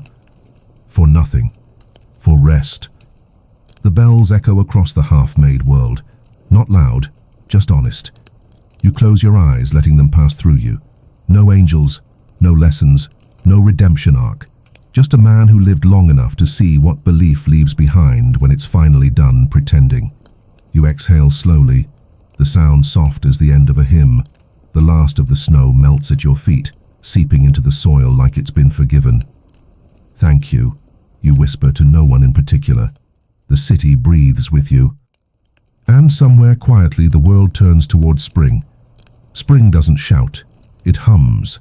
You wake to that hum, low and steady, like the earth itself is clearing its throat after too long holding its breath. The city, your not quite heaven, not quite memory, is different again. Grass grows through cracks that used to hold ghosts, windows open, curtains breathe, and for the first time, the air smells like something new instead of something lost. You walk barefoot through the streets. The stones are warm now, the sun unapologetic. No angels, no shadows, no rules. Every few steps, you catch fragments of life. A woman singing while hanging sheets, a boy chasing a wooden hoop, laughing like laughter was never rationed. Two old men arguing about crops as if the world hadn't almost ended twice already. It's peaceful, but not empty. It's earned. You pass a fountain that wasn't there before. Its water glows faintly, like liquid glass. When you peer in, you don't see your reflection. You see versions of yourself fading one by one. The banker, the dreamer, the ghost. Each dissolves into ripples that spread wider than you expect. Clarence appears beside you, hands in his pockets. "Most people don't get to watch themselves disappear," he says. You smile. "Feels more like I'm blending in." "Same thing," he replies, half amused. "You're dissolving into history instead of haunting it. Congratulations, you're finally biodegradable." You laugh because it's funny and true. "So this is what peace looks like." He shrugs. "Peace is overrated, but it's honest." A child runs past, dropping a scrap of paper that flutters to your feet. You pick it up. It's a drawing, crude but clear. A small house under a sun. Two stick figures holding hands, and in shaky handwriting. "We're warm." You stare at it until your vision blurs. It's simple. Stupidly simple. But that's the point, isn't it? Clarence watches you quietly. "They don't know your name, they never will, but the warmth you left behind, someone found it." You fold the paper and slip it into your coat pocket. "Maybe that's enough." "It always was," he says softly. The two of you walk until the city ends again, not in fog this time, but in open field. Wildflowers sway like tiny survivors. Bees stumble clumsily from bloom to bloom. You catch yourself smiling at the absurdity of it all. The horizon pulses faintly, gold bleeding into blue. "Will this fade too?" you ask. Clarence shakes his head. "No, this isn't built on belief, it's built on exhaustion. And exhaustion, my friend, is eternal." You grin. "That's the best thing you've ever said." He chuckles. "I try." You sit down in the grass. The blades are soft, forgiving. For the first time, there's no weight in your chest, no echo of bells demanding meaning. Just the sound of wind through leaves, and the quiet certainty that you are, finally, done performing. You close your eyes. And for once you don't see angels. You see nothing. And it's beautiful. You lie there in the grass, sunlight spilling across your face like forgiveness in liquid form. Every breath feels earned, heavy with the weight of every century you've survived, every life you've outlasted, every hope you've outgrown. Clarence sits beside you, cross-legged, plucking at blades of grass as if testing whether reality will complain. It doesn't. "So this is it?" you ask. "No more bells, no more lessons, no more cosmic reruns." He grins. "If there are, they're somebody else's problem now." You smirk. You sound relieved. "Do you have any idea how long I've been trapped in that story?" he says, rolling onto his back with theatrical exhaustion. "Do you know how many times I had to say, every time a bell rings, an angel gets his wings? It's basically divine customer service." You laugh. Loud, real, the kind of laugh that startles birds into flight. And for a moment, you almost feel sorry for them, for everyone still waiting on miracles that come with branding. You sit up and look out across the hills. The wildflowers sway, careless and alive. A small stream cuts through the meadow, glittering like a vein of mercy. You whisper, "It's quiet." "Yeah," Clarence says, "that's the point." He looks different now, less holy, more human. His halo's gone, replaced by sunlight and sarcasm. "You ever think maybe heaven was just the world minus the noise?" you ask. He smirks. "I've filed that suggestion before, never got approved." You lie back again, hands behind your head, eyes half closed. The world hums softly around you. No grand revelation, no closing narration, just the hum of something that doesn't need to impress you anymore. "Do you think anyone will remember me?" you ask. Clarence shrugs. "Eventually, no. But that's not sad. It's balance. You existed loud enough to leave a dent. Someone will trip over it someday and call it inspiration." You grin. "That's poetic." "Occupational hazard." He stands, brushing grass from his trousers. "I should go." You look up at him. "Where?" He points toward the horizon, where the last of the fog still curls like smoke from a dying fire. There's always another George out there somewhere. Someone about to learn the hard way that faith freezes faster than water. You sigh, but it's fond. "Poor bastard." "Yep," he says, smiling, "but maybe he'll have a better agent." He starts walking, and as he does, his outline fades into light. Not white, not divine, just ordinary daylight doing its job. You watch him vanish, the field settling back into calm. Then you close your eyes again. The breeze shifts, carrying distant laughter, not from ghosts, but from the living, people you'll never meet, surviving because of warmth you left behind. The sound is small, honest, perfect. You exhale one last time, whispering to no one and everyone, "Keep it warm this time." The wind answers by saying nothing at all. And finally, you sleep. You dream. Not of angels or bridges or burning snow, but of warmth. A simple fire, a wooden table, 2 cups of something hot and unremarkable. For once, the dream doesn't feel like punishment. It feels like staying. You hear footsteps, the soft rhythm of someone approaching. You don't turn. You don't need to. The air already tells you who it is. Clarence. Of course, because even dreams have reruns. He sits opposite you looking older, heavier, like even celestial paperwork couldn't save him from time. He sets down a stack of papers on the table and sighs. You'd think dying once would be enough paperwork. You grin. You again? He shrugs. Occupational hazard. You're a recurring theme. You glance around. The room is small, candlelit, the kind of place that doesn't need to exist anywhere. The walls hum faintly with memory, pieces of all your lives stitched together like patchwork wallpaper. On one wall, a framed photo of Bedford Falls, winter of '46. Next to it, a drawing of your 1870 cottage. Above it all, scrawled in something that might be soot or ink. We survived once. You reach out, tracing the letters. Did I make this? Clarence shrugs. Depends. Do you remember it? You don't, but your hands do. He pours you a drink, something amber, smoky. That tastes like memory pretending to be comfort. He watches you over the rim of his glass. You know, I've been thinking. That's dangerous, you tease. He smirks. You humans, you keep building hope like it's architecture, churches, banks, families, stories. But hope isn't structure, it's smoke. It only looks solid from far away. You stare into your drink. Then why keep lighting the fire?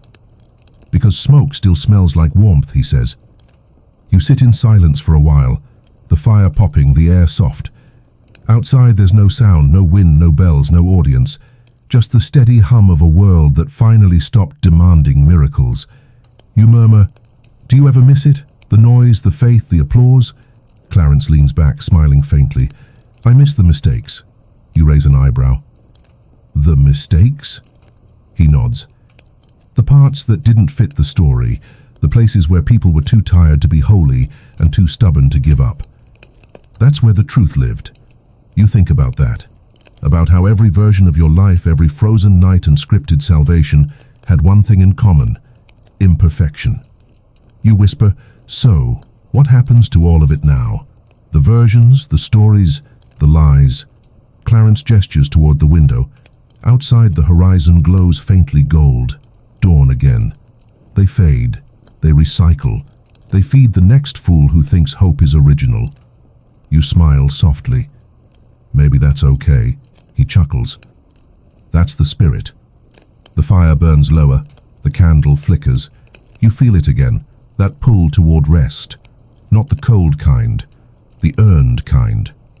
Clarence finishes his drink, stands, and says quietly, you can stay here as long as you want, George. The world's fine without you now. You nod, eyes half closed. Good. It's about time. Clarence doesn't leave right away. He lingers, studying the room as if making sure it's stable, that it won't collapse the moment you close your eyes. The candlelight flickers across his face, catching all the things that make him not quite human. The too smooth skin, the eyes that look like they've seen centuries and still haven't blinked enough. You pour him another drink. He accepts it without words. You ever get tired of helping people? You ask. He grins faintly. Helping? No. Watching them insist on being saved when they don't need to be.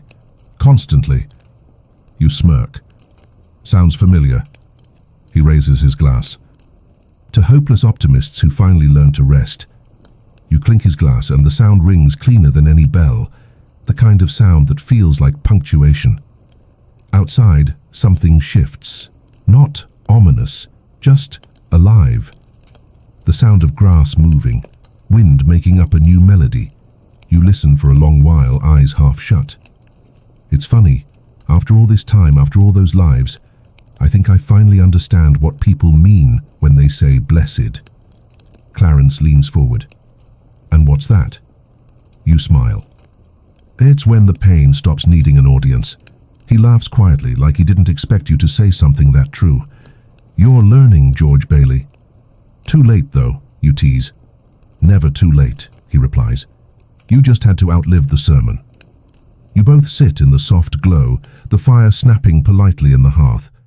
The room feels smaller now, not shrinking but folding, like a book closing itself after a long read. You glance at the photo wall again, the words above it. We survived. Once, shimmer faintly. One by one the photos begin to fade, leaving only warmth behind, as if memories evaporating gently instead of being erased. You exhale. It's strange. I thought letting go would hurt. It always does, Clarence says. You're just ready now. You nod. Then I guess this is goodbye. He smiles. Not really. Just a different page. The room flickers once, twice. The fire folds into itself, the flames turning to embers, then to dust. You feel no fear, only that quiet fullness that follows forgiveness. Clarence's outline begins to glow softly, like he's stepping back into whatever waits beyond purpose. He says, "You did good, George. Not perfect, just good. And that's rarer." You stand, step forward and, without really thinking, hug him. He freezes for half a second, then laughs into your shoulder. "Typical human move," he mutters. "Fine, I'll allow it."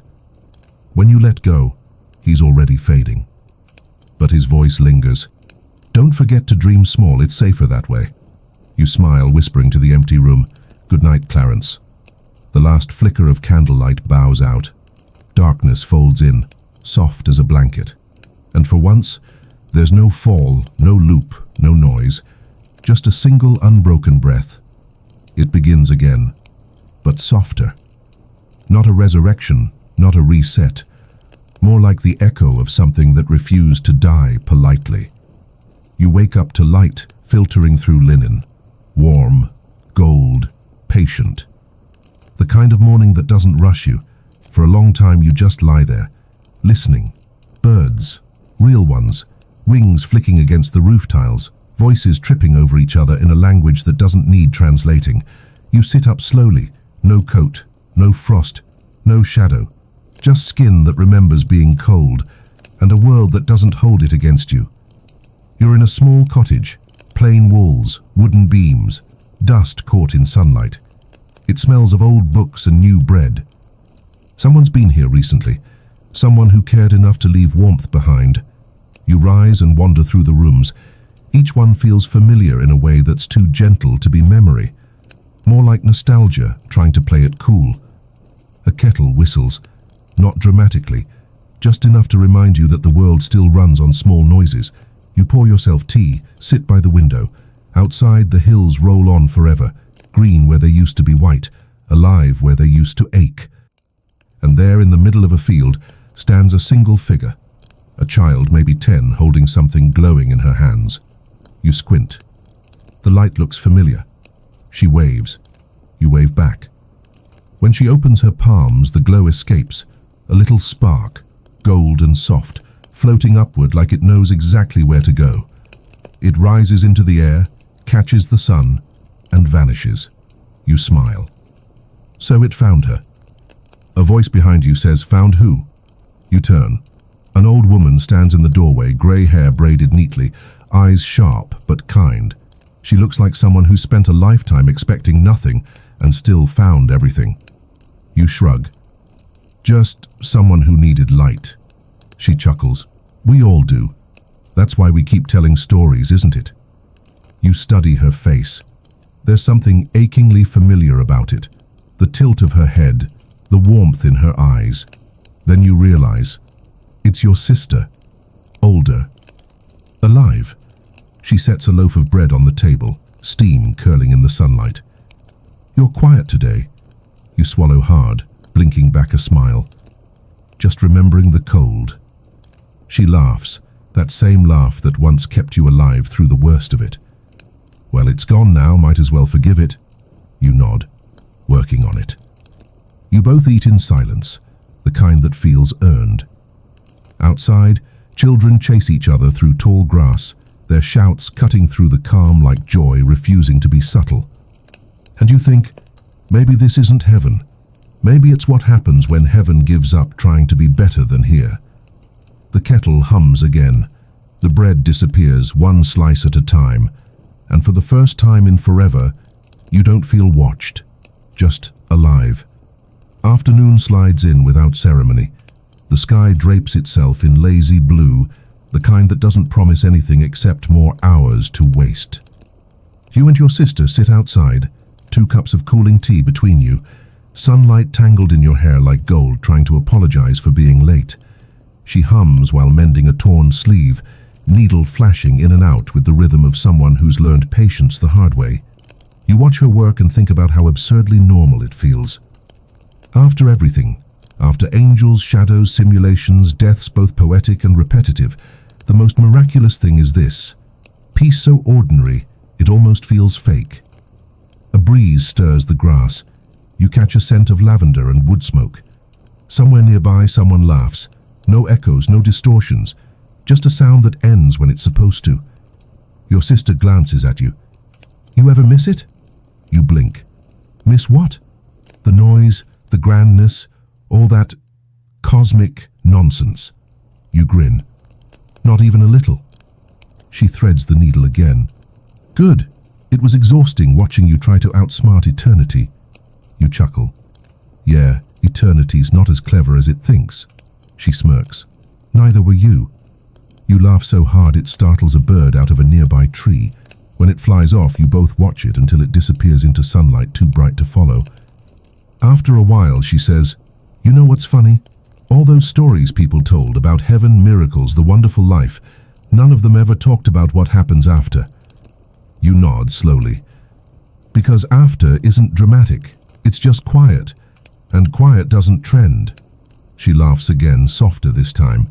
Then maybe we're the lucky ones, nobody left to narrate us. The thought warms you more than the tea. No one left to spin your survival into metaphor, no one left to explain your peace away. You look toward the horizon, fields stretching into gold, the edges soft like a dream refusing to end. There's no flicker, no glitch, no whisper of God or fate or audience, just earth and you. I used to think I wanted to be remembered, you say. She doesn't look up from her stitching. And now? You smile.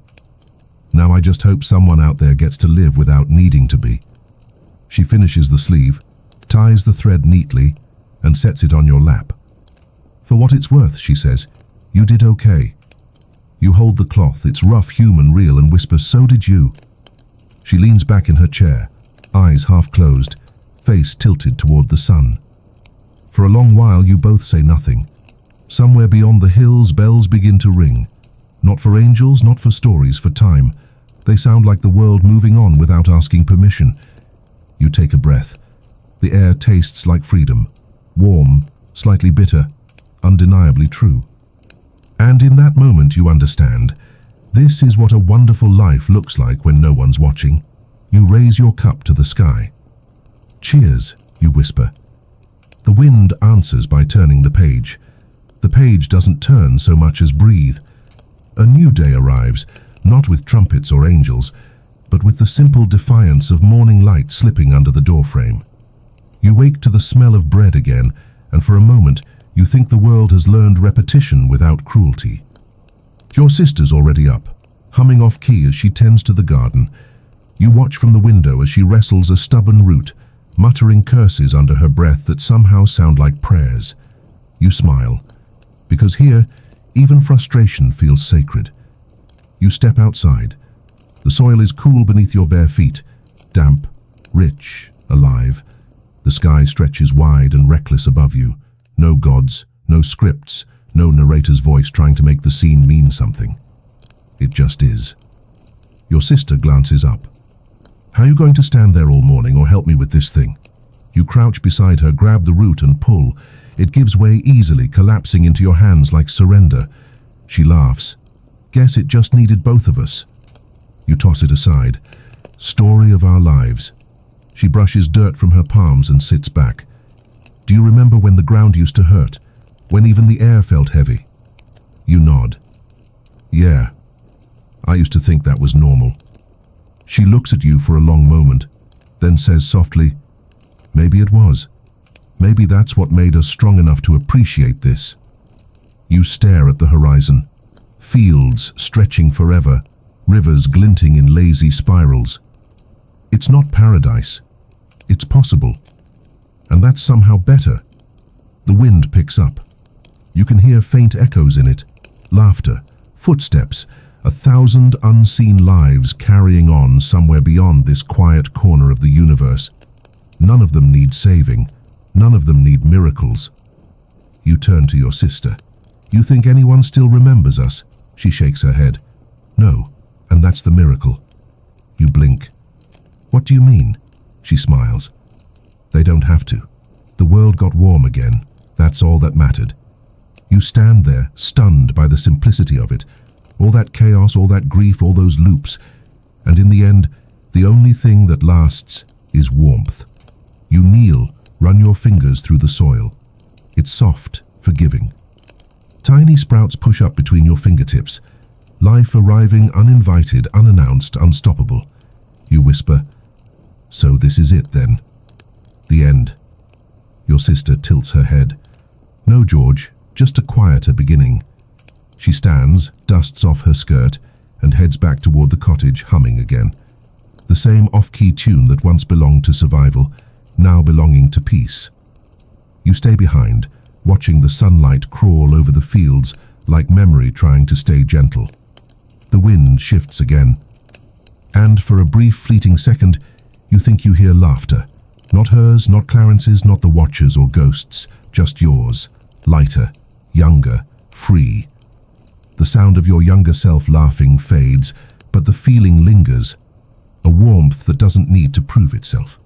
You stay in the garden, fingers buried in the dirt, half expecting the world to glitch again, to drag you back into another century, another version, another metaphor. But it doesn't. The world holds still. For once you believe it might stay that way. The air hums softly with the quiet mechanics of life. Bees arguing with flowers, wind nudging the grass, water whispering to itself somewhere downhill. You tilt your head back and let the sunlight soak your face. It feels earned. Your sister calls from the doorway, "Lunch." You wave, pretending not to hear for just a moment longer.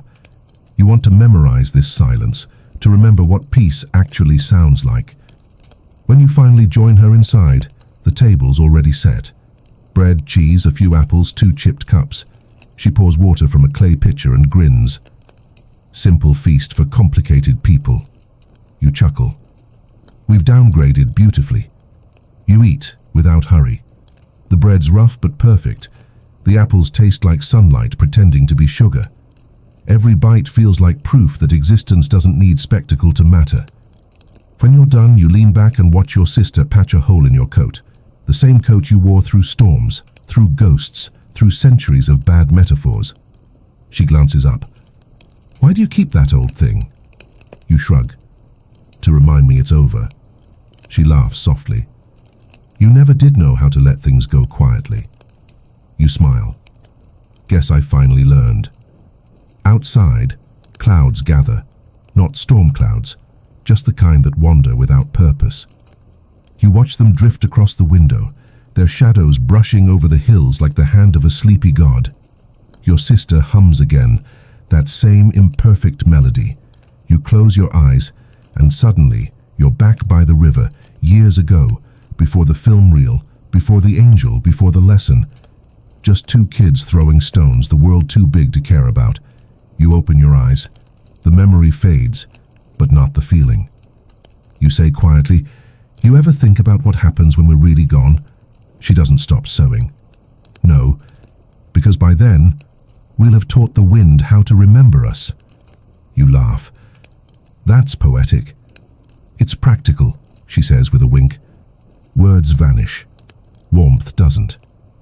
A log shifts in the fireplace, sending a burst of sparks into the air, a brief, glittering applause. You stare into it, hypnotized by how even fire, that old betrayer, can be beautiful once it stops pretending to save anyone.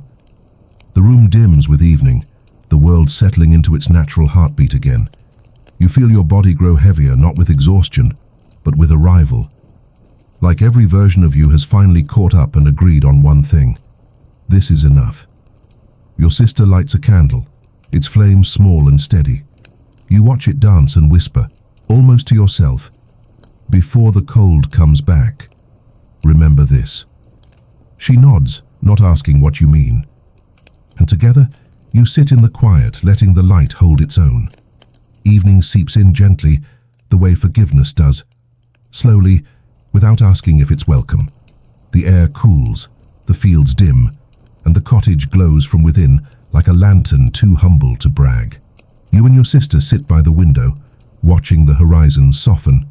The light outside folds itself into blues and violets, bruised but beautiful. "It's quieter tonight," she says. You nod. "Maybe the world's finally sleeping." She smiles. "Let it. It's earned it." For a long while, neither of you speak. The silence doesn't stretch. It breathes. And every now and then, a wind sneaks in through the cracks of the wall, not cold, just curious. It plays with the candle flame, then leaves.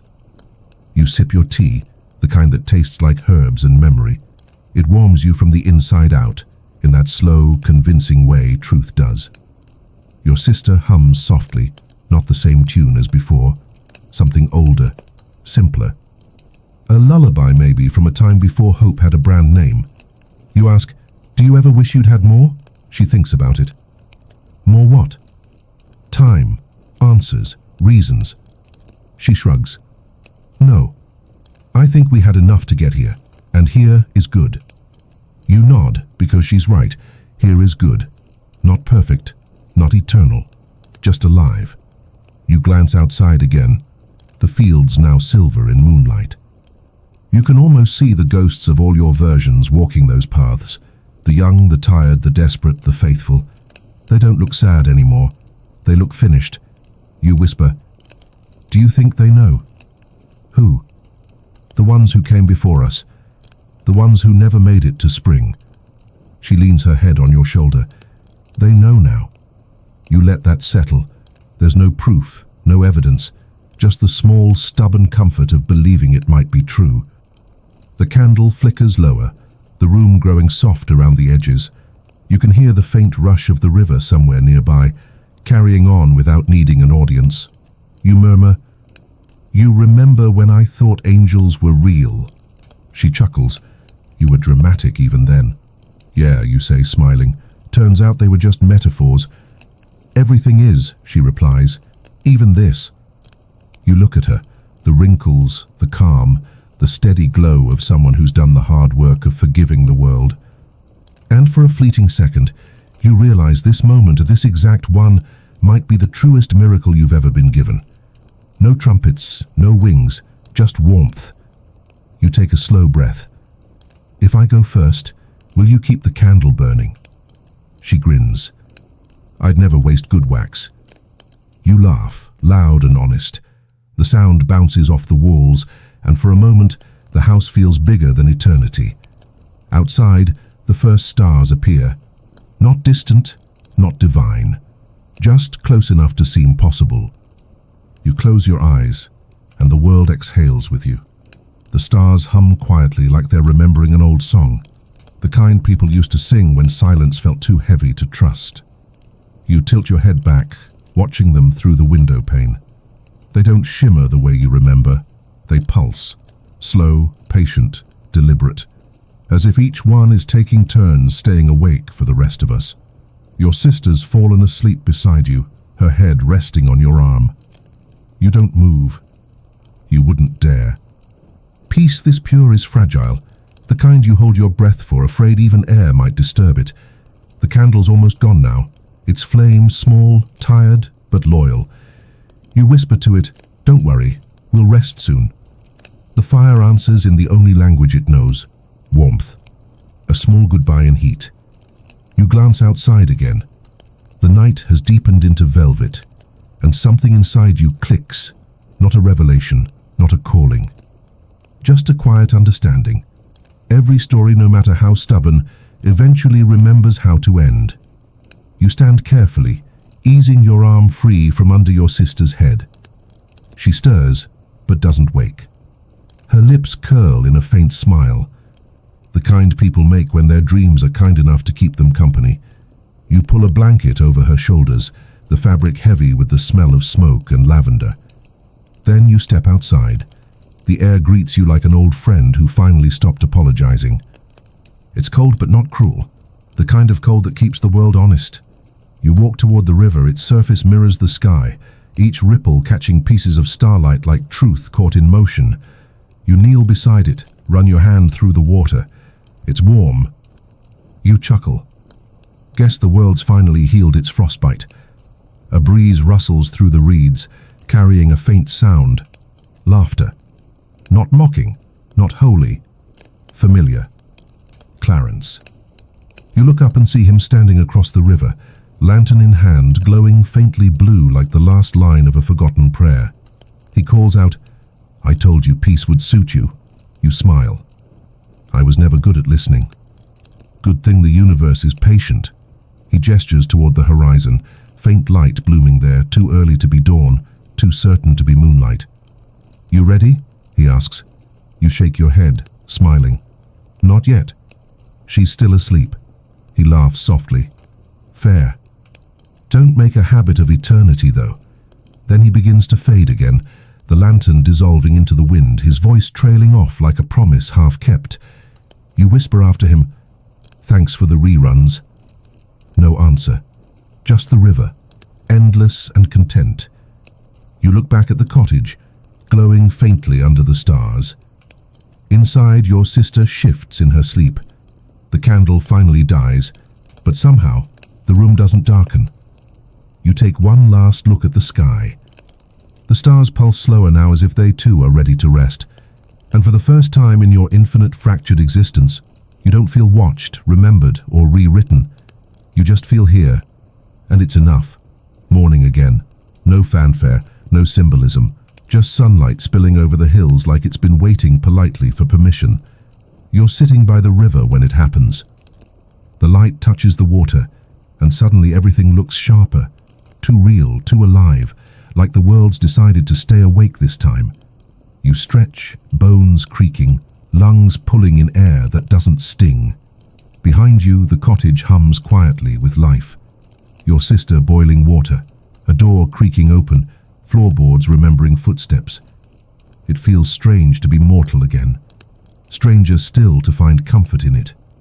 You rise, wiping dew from your hands, and catch your reflection in the river. Older, softer, human, the kind of face that's finally stopped negotiating with destiny. "Morning," your sister calls from the doorway. "You planning to eat or just admire yourself until winter?" You grin. "Depends." "What's for breakfast?" "Depends," she fires back. "Did you fix the fence like you promised?" You laugh. Touché. It's easy now. The banter, the rhythm, the life that no longer feels borrowed. The world doesn't need miracles anymore. It just needs maintenance. You walk back toward the cottage, stepping through wet grass that glitters like broken glass turned merciful. The fence does, in fact, need fixing. One plank hangs loose, swaying in the wind like it's trying to escape responsibility. You set to work, whistling something tuneless. For a moment, you forget everything. 1870, the angels, the void, the rewinds. There's only the sound of nails tapping wood and a bird stubbornly insisting it can sing louder than you. Your sister leans in the doorway, arms crossed, smiling like someone who's seen too much and chosen laughter anyway. She says, "You've finally figured it out." You look up. Figured what out? That survival isn't the point. Continuation is. You raise an eyebrow. Big talk for someone who still burns toast. She smirks. Philosophy pairs well with humility. You both laugh, the sound carrying across the field like proof that endings can echo without haunting. When the fence is done, you sit on the grass, wiping sweat from your brow. Your sister joins you, handing over a cup of water. You drink, then watch the sky shift into the lazy blue of contentment. "Do you ever miss the noise?" you ask. She shakes her head. "No." The quiet's honest. You glance at the river again. The surface ripples once, then stills, reflecting both of you perfectly. Two people who learned to stop worshipping pain just because it made good stories. You whisper almost to yourself, guess the miracle was just learning to stay. Your sister leans back, eyes half closed. Guess so. The wind picks up again, warm this time, brushing over your face like approval. You close your eyes and let it happen. No bells, no applause. Just the gentle sound of the world continuing without needing to prove it should. And for the first time, you don't think about what comes next. You just let it. The rest of the day unfolds like a slow song. No chorus, no climax, just verses that never hurry to end. The sky leans deeper into blue, and the fields hum with insects so lazy they sound half drunk on sunlight. The world feels suspended, not frozen like before, but paused in perfect balance, the moment before gratitude turns to memory. You lie back in the grass, arms behind your head, watching clouds drift like ideas that no longer need to mean anything. Your sister sits beside you, shelling peas into a bowl, humming the tune that's become her signature. Imperfect, consistent, alive. You ask, "You ever think about what we'll do tomorrow?" She shrugs. "Tomorrow's just another version of today. I think I can live with that." You smile. "Guess we used to make too much of endings." "Endings are for stories," she says. "We're not stories anymore." You let the words settle in, heavy and freeing all at once. The air smells like rain coming, not soon, just eventually. Enough to make the wind nervous, enough to make the sky honest. You close your eyes and listen. The earth moves quietly beneath you, roots shifting, water whispering, something alive remembering how to grow. It's a different kind of music than you've ever known, the sound of a world that doesn't need saving anymore. When you open your eyes, you see it, the small glowing spark drifting over the field again. The same kind of light you once released into the fog, only now there are dozens. They rise from the grass like embers, floating upward, fading into the sky. Your sister watches too, eyes wide but calm. "You think they're prayers?" she asks. You shake your head. "No, I think they're leftovers, all the wishes we never used up." She laughs softly. "Recycling. Smart." You both watch until the last spark disappears into the sun. It's strange how beautiful nothing can be once you stop demanding it become something. After a while she gathers the peas and stands. "Dinner won't cook itself." You grin. "I'll help." "Better not burn it this time," she teases.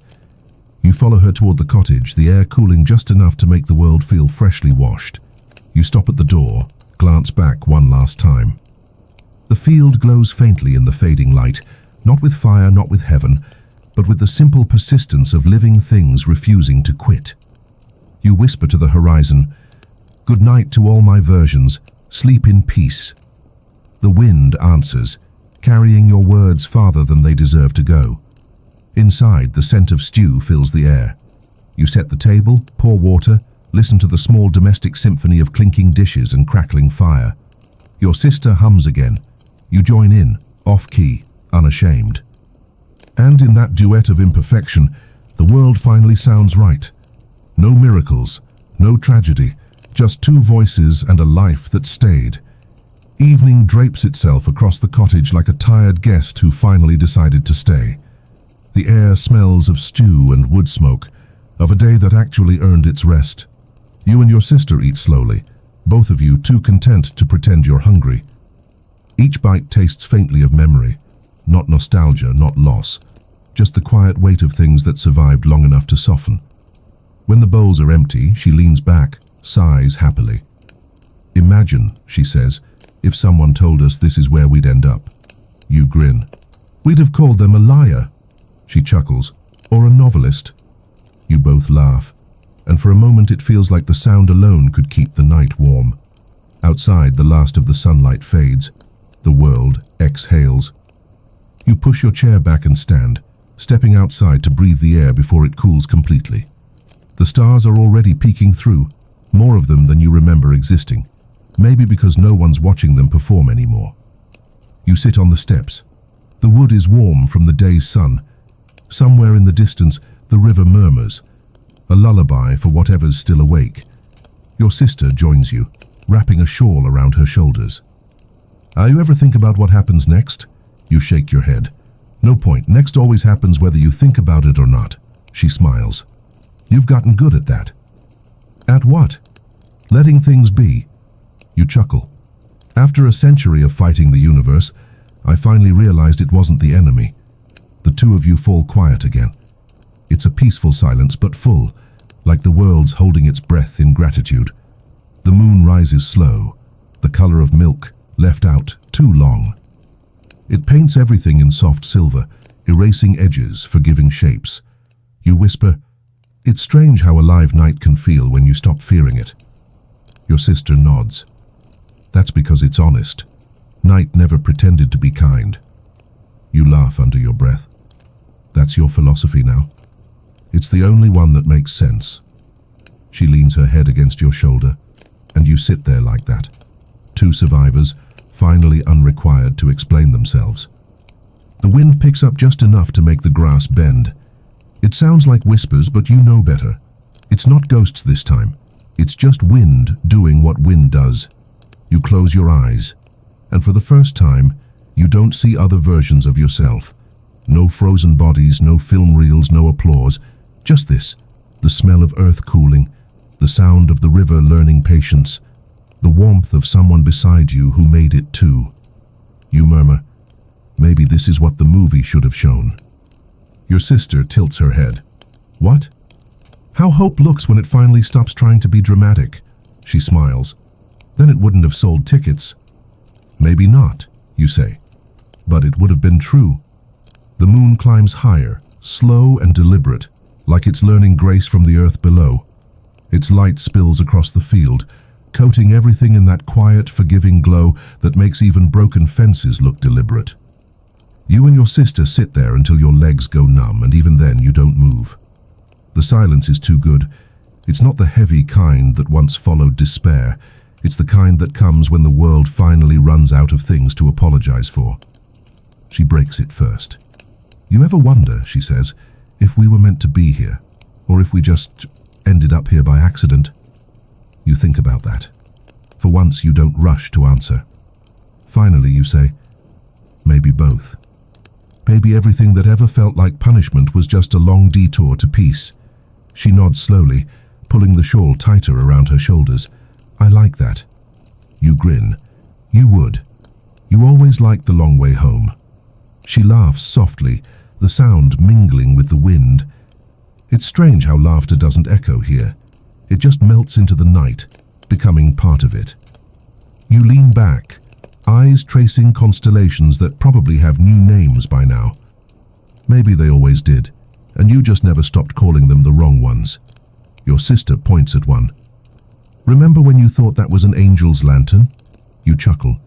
Yeah, I guess I've always had a thing for glowing lies. Not lies, she says gently. Just softer truths. That stops you. Because maybe that's what this whole journey was. Not a revelation, but a gentle correction. Hope wasn't wrong. It was just tired of pretending to be flawless. You close your eyes again, breathing in the cold. It doesn't bite anymore, it just exists. Every inhale feels like forgiveness you don't have to earn. Do you think they're still out there, you ask? The watchers, the storytellers, the people who turned us into bedtime myths? She smiles. Probably, but I don't think we belong to them anymore. You nod. Feels good, doesn't it? It feels real. The night deepens, stretching around you like an old blanket. The river hums. The stars blink lazily. The candle inside the cottage gutters once, twice, then steadies. Stubborn, defiant, alive. You speak softly, almost to the air. I used to think being forgotten was the worst thing that could happen. And now? Now I think it's mercy. She leans her head on your shoulder again, sighing like someone who just finished a lifelong confession. Then maybe we're finally forgiven. You nod. By who? By the cold, she says. By the years. By everything that tried to kill us and failed. A shooting star rips across the sky, fast and shameless. You both watch it burn itself out without making a wish. And when it's gone, the night doesn't feel emptier. It feels whole. You close your eyes, not to sleep but to stay awake inside the quiet. The last thing you hear before drifting is her voice, soft and certain. "We're home, George." And for once, the silence agrees. Morning, again. But this one feels different, like the world took its time unfolding. You wake before the sun clears the hills. The air holds that hushed expectancy that comes right before light finds courage. Your sister is still asleep, her breathing soft, rhythmic. You watch her for a moment, half afraid that if you blink she'll vanish again. But she doesn't. The world holds. You slip outside quietly. The grass is slick with dew. The air smells of soil and dawn. The sky is just beginning to blush, pink surrender bleeding into blue resolve. You take the same path toward the river, the one your feet have memorized. It greets you with a low murmur, the kind of sound that asks nothing. You crouch at the bank, dip your fingers in, still warm, still alive. The reflection staring back isn't the weary ghost you remember. It's simpler, softer. A man no longer waiting for meaning. You laugh under your breath. Guess we made it. The wind responds with a ripple across the water. You look toward the far field. The fog that used to haunt this place now just rests, lazy and harmless, curling around the trees like a cat that's learned to trust. For the first time, you let yourself feel proud. Not for saving anyone, not for enduring, for staying. You sit on the bank and close your eyes. Memories flicker, not as pain now, but as texture. You see the bridge, the cold, the flame, the endless loops. You see Clarence laughing, the shadow's cruel grin softening into truth. And then, most clearly, you see the moment the world thawed, not with a miracle, but with surrender. The bells ring faintly in the distance. Not from heaven, not from any chapel, but from the wind brushing through hollow branches. They sound less like commands now and more like reminders. You whisper, "Still here." And the world answers, not with words, but with warmth. The sun finally crests the hill, spilling light across the river. It hits your face and you squint, but you don't move away. You let it happen. You let yourself be seen. Behind you, footsteps. Your sister's voice, hoarse from sleep, still kind. "You're up early." "Didn't want to miss it," you say. She joins you at the water's edge, wraps her arms around her knees. Together, you watch the sunlight crawl across the surface, catching every ripple like it's been waiting centuries to play. She nudges your shoulder. "Remember when you said hope was a curse?" You grin. "Yeah." "You still believe that?" You think about it. "No, hope's not a curse. It's just misunderstood." She smiles. "So are you." You both sit there, silent but full, letting the warmth claim the world again. There's no need to say it out loud, but you both know what this morning means. It's not redemption. It's not resurrection. It's continuity, and that's enough. The sun climbs higher, dissolving what's left of the mist. The light lands on your faces unevenly, patches of warmth, patches of shadow. Perfectly imperfect. Your sister skips a small stone across the river. It hops twice, then sinks. "Still bad at that," you tease. She grins. "Still better than you." You pick up a flat stone, weigh it in your palm. The gesture feels ancient, instinctive. You throw. It hops once, sinks faster. She laughs so hard she almost tips over. Some things never improve. "Maybe that's the point," you say, smiling. You both sit again, listening to the water lap against the shore. It's strange how familiar the rhythm feels now, the same pulse that once symbolized drowning, now just marking time. Your sister says, "Do you ever think about what's left behind us? All the versions we shed?" "Sometimes," you admit. "But I think they were just drafts." She nods thoughtfully. "And this? This is the revision that finally didn't need editing." The air shifts. Birds stir in the reeds, shaking off dew. Their wings flash white and silver, like tiny unbothered angels that don't care who's watching. You lie back, hands behind your head, watching the sky open wider. It's a softer blue now, one that forgives your eyes for staring too long. You murmur, "You ever wonder if this is what they meant by heaven?" She tilts her head. "Who's they?" Everyone who needed a promise. She smiles. Then yes. But they forgot to mention the mud. You laugh. A low, tired laugh that feels like a confession. Heaven with mud, I'll take it. You always were easy to please, she says. Not always, you remind her. Took a few lifetimes to get here. The breeze cools your face. There's a quiet in it. A knowing quiet, not emptiness but understanding. The kind that says, this is all there is, and it's enough. You watch the sunlight dance over the water, making small gold paths that go nowhere. Somewhere inside you, the last remnants of the old George Bailey, the dreamer, the doubter, the savior, finally unclench. You whisper, you think we'll be remembered? Your sister glances at you, then back at the river. Maybe, but not by name, by warmth. You nod slowly. Good. Names are too heavy anyway. A long silence. Then she says, almost to herself, it's funny. We used to wait for the world to change. Turns out, it was waiting for us to stop begging for it. You chuckle. That's depressing. It's true, she says, smiling, and truth's allowed to be depressing sometimes. The river keeps talking, the sky keeps burning, and the day just continues. No revelations, no sudden cut to black. Just two people, the sound of moving water, and the faint heartbeat of a world that doesn't need witnesses to be real. You close your eyes again. The sun presses gently against your lids, painting them gold. You inhale, exhale, and say what you never got to say in any version before this one. I'm not cold anymore. And the wind, faithful as ever, whispers back, I know. By midday, the air feels almost too bright to belong to memory. The kind of brightness that doesn't burn. It just insists. You and your sister walk along the riverbank, carrying baskets filled with herbs, wildflowers, and the occasional stone that looked too interesting to leave behind. It's a ritual now, a small routine that keeps your hands busy while the world quietly forgives itself. The path winds through what used to be wilderness. Now it's something softer, not tamed, but understood. The trees lean toward the water like old friends, eavesdropping on eternity. Feels like the world's learning how to breathe again, you say. Your sister nods. Maybe it finally exhaled everything it never needed. You glance at her. Like us. Exactly like us. A dragonfly flits past, landing briefly on your sleeve. Its wings catch the sunlight, glowing blue, gold, and green, tiny stained glass windows that make no promises and keep them anyway.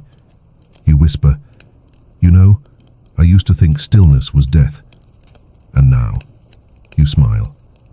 Now I think it's grace. The dragonfly lifts off again, vanishing into the glare. You walk in silence for a while, the grass brushing your legs, the hum of the world wrapping around you like a slow song. Then your sister says, I had a dream last night. You raise an eyebrow. Oh? She nods. I was back there. 1870. The frost. The cold that bit so deep it made me forget my name. You pause. That sounds like a nightmare. It wasn't, she says softly. It felt like visiting an old house. I walked through every room, said goodbye, and when I came outside, spring was already waiting. You nod. Closure's a luxury we had to invent ourselves. She grins. You always make grief sound like a business model. You laugh. Habit. You both stop to rest under a tree, an oak so old it remembers everything you've forgotten. The roots break through the earth in thick, stubborn spirals. You run your hand over the bark. It's rough, familiar. You think this place existed before us, you ask. She tilts her head. Maybe it always existed. We just had to survive long enough to deserve it. The breeze picks up again, shaking loose a few leaves that spiral lazily down between you. One lands in your basket, a perfect green folded over itself like it's praying. You stare at it, feeling that strange tug again. Not grief, not hope, just gratitude heavy enough to make your throat ache. Your sister rests her head against the tree trunk. You look peaceful, she says. You chuckle. I'm starting to forget why that ever scared me. She closes her eyes. Good. Then stop remembering. The river hums louder now, sunlight turning it white at the edges. You breathe it in, the grass, the heat, the quiet, and for the first time, you realize the moment doesn't need a witness. You're already inside it. You wake from a doze beneath the oak, sunlight still spilling through the branches. Your sister's asleep beside you, her basket tipped over, herbs scattered across the grass like the aftermath of a gentle rebellion. For a moment, you just watch her breathe. Her face, softened by age and warmth, doesn't hold the traces of the frost anymore. Whatever haunted her, whatever used to cling to both of you, it finally learned how to leave. You stretch, feeling the ache in your bones, the one that reminds you that living is still work, even when it's peace. The wind shifts, carrying a sound that makes you pause. Not bells, not voices, just a low, steady hum, like the earth itself remembering a tune it wrote before language. You close your eyes, listening. It's not music, not really, but it moves through you the way forgiveness does, without warning, without permission. Your sister stirs. You hear it too? She murmurs. Yeah, you whisper. What is it? She smiles drowsily. The world. Practicing. You grin. Practicing for what? For staying alive. You both sit there, shoulder to shoulder, letting the hum weave through you. It feels like time deciding not to pass for once, stretching itself thin just to watch you rest. She plucks one of the fallen herbs from the ground, a sprig of thyme, and twirls it between her fingers. I used to think life was supposed to mean something, she says quietly, like we were all just waiting for the moment that explained it. And now? She looks at you, eyes soft but sure. Now I think it's enough that it feels like something. You nod slowly. Yeah, that's plenty. A pause. Then she smirks. Though it would have been nice to skip the frostbite era. You laugh, loud and genuine, startling a crow from the branches above. It takes off in a messy flurry of wings, cawing like it disapproves of your timing. When the noise fades, you look at each other and grin. Laughter feels like rebellion here. Small, unnecessary, holy. The light tilts golden, brushing your hands, your hair, the river beyond the tree. You watch the water shimmer and think about how it used to mean escape. Now it just means flow. You reach over, grab your sister's hand, squeeze it once. No words needed. The hum fades, replaced by the sound of insects and the soft crackle of grass under the sun. Everything alive, everything enough. You stand, stretching again. Come on, let's go home before the sky starts showing off. She laughs, brushing off her dress, collecting what's left of her herbs. Together, you walk back along the riverbank, shadows trailing behind you like tired, obedient pets. The world glows, quiet, imperfect, unrepeatable, and as you step back into the rhythm of it, you realize something simple, something final. You don't need to keep finding peace. You just need to stop leaving it. The path home feels shorter this time, maybe because there's nothing chasing you anymore. No frost biting at your heels, no ghosts whispering meaning into your mistakes. Just the sound of your footsteps keeping time with the wind. Your sister hums softly as you walk, that same song again, but it's changed. Not louder, not better, just complete. By the time you reach the cottage, the sun is sinking low, dripping gold through the windows. The walls drink it in like they've been starved for centuries. You set down your baskets and the smell of herbs fills the room, sharp, clean, alive. Thyme, rosemary, mint. The kind of smells that make you feel like you've already been forgiven for everything. Your sister lights a candle, even though the daylight hasn't left yet. Habit, maybe, or respect for the flame. She says, "Do you realize how long it's been since we talked about the past?" You think about that. Days, years, lifetimes. Time doesn't keep score here. You shake your head.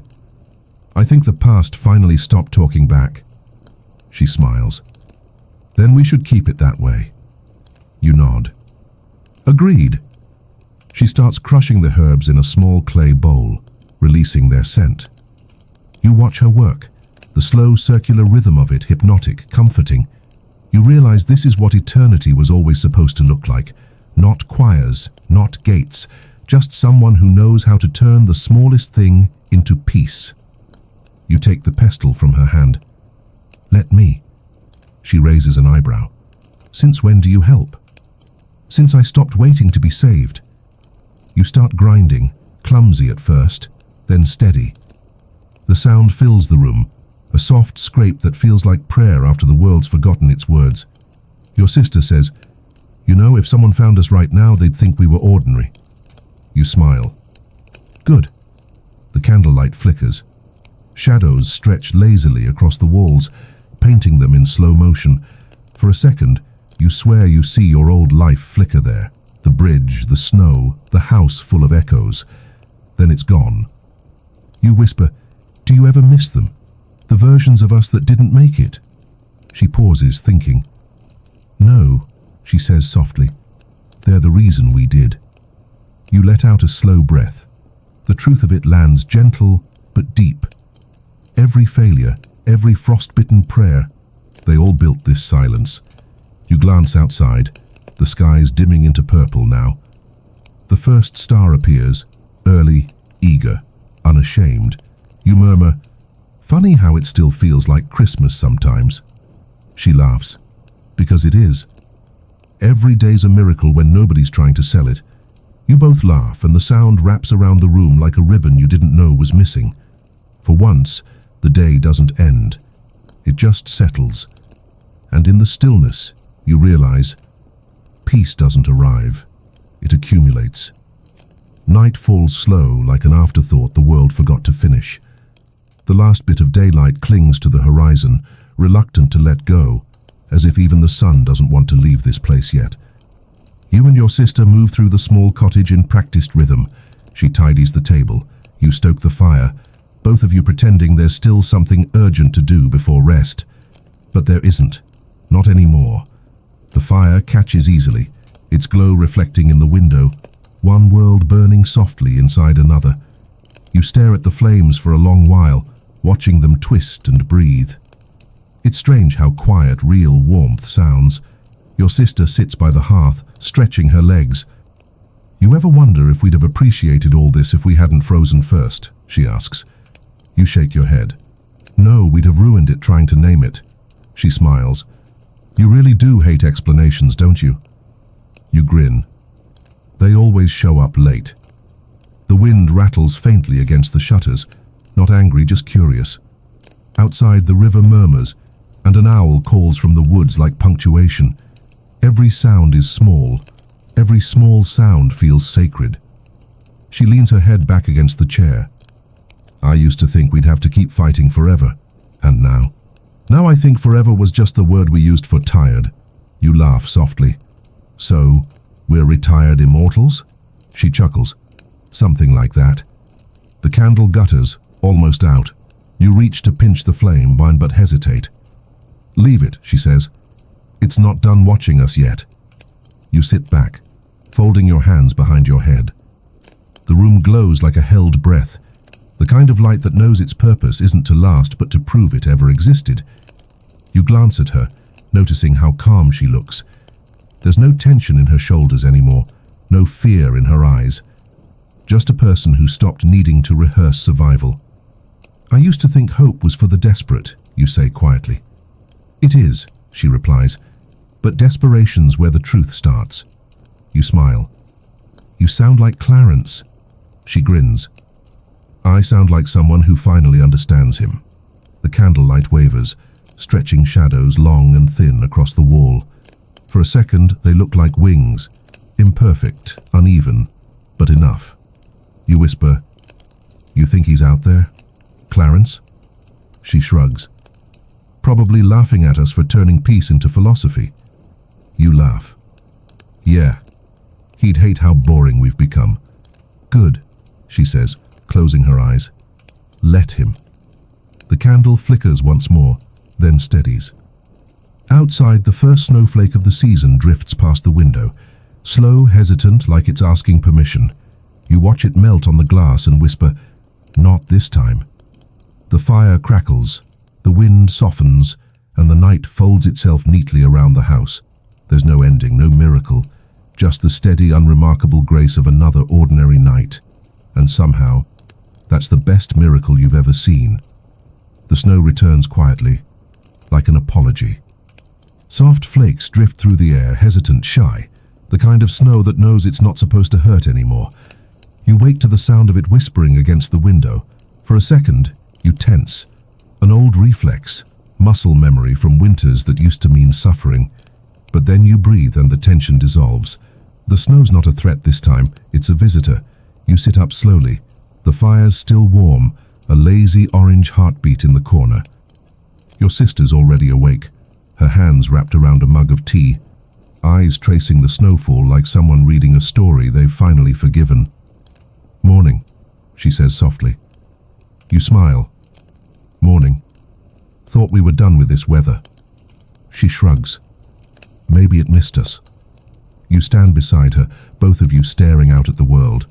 Everything is wrapped in white again, but gentler this time. The river still flows. The trees still breathe. The cold doesn't bite, it reminds. You murmur, "It's strange. The snow used to mean the end of things." She nods. Now it just means pause. You both sip your tea in silence, the heat and the cold meeting somewhere between your palms. It feels balanced, that rare, impossible equilibrium between what once was and what managed to stay. After a while, she says, "You ever think about writing it all down?" You laugh. "What? So someone can turn it into another sermon?" "Not for them," she says. "For us."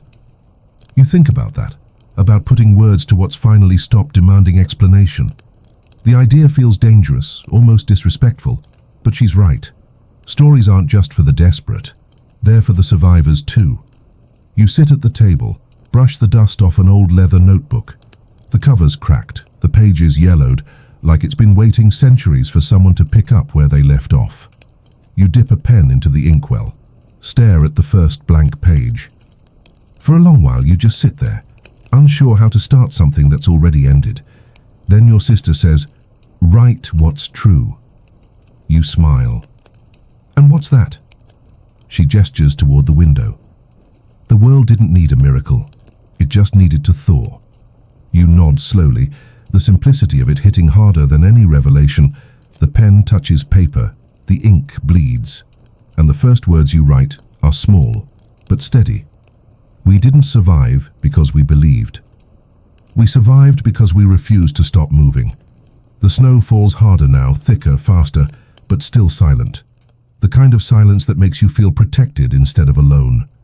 You close the notebook and whisper, "That's enough for today." Your sister smiles. "That's enough forever." Outside, the snow keeps falling. Inside, the warmth holds. And between them, you. Exactly where you were always supposed to end up.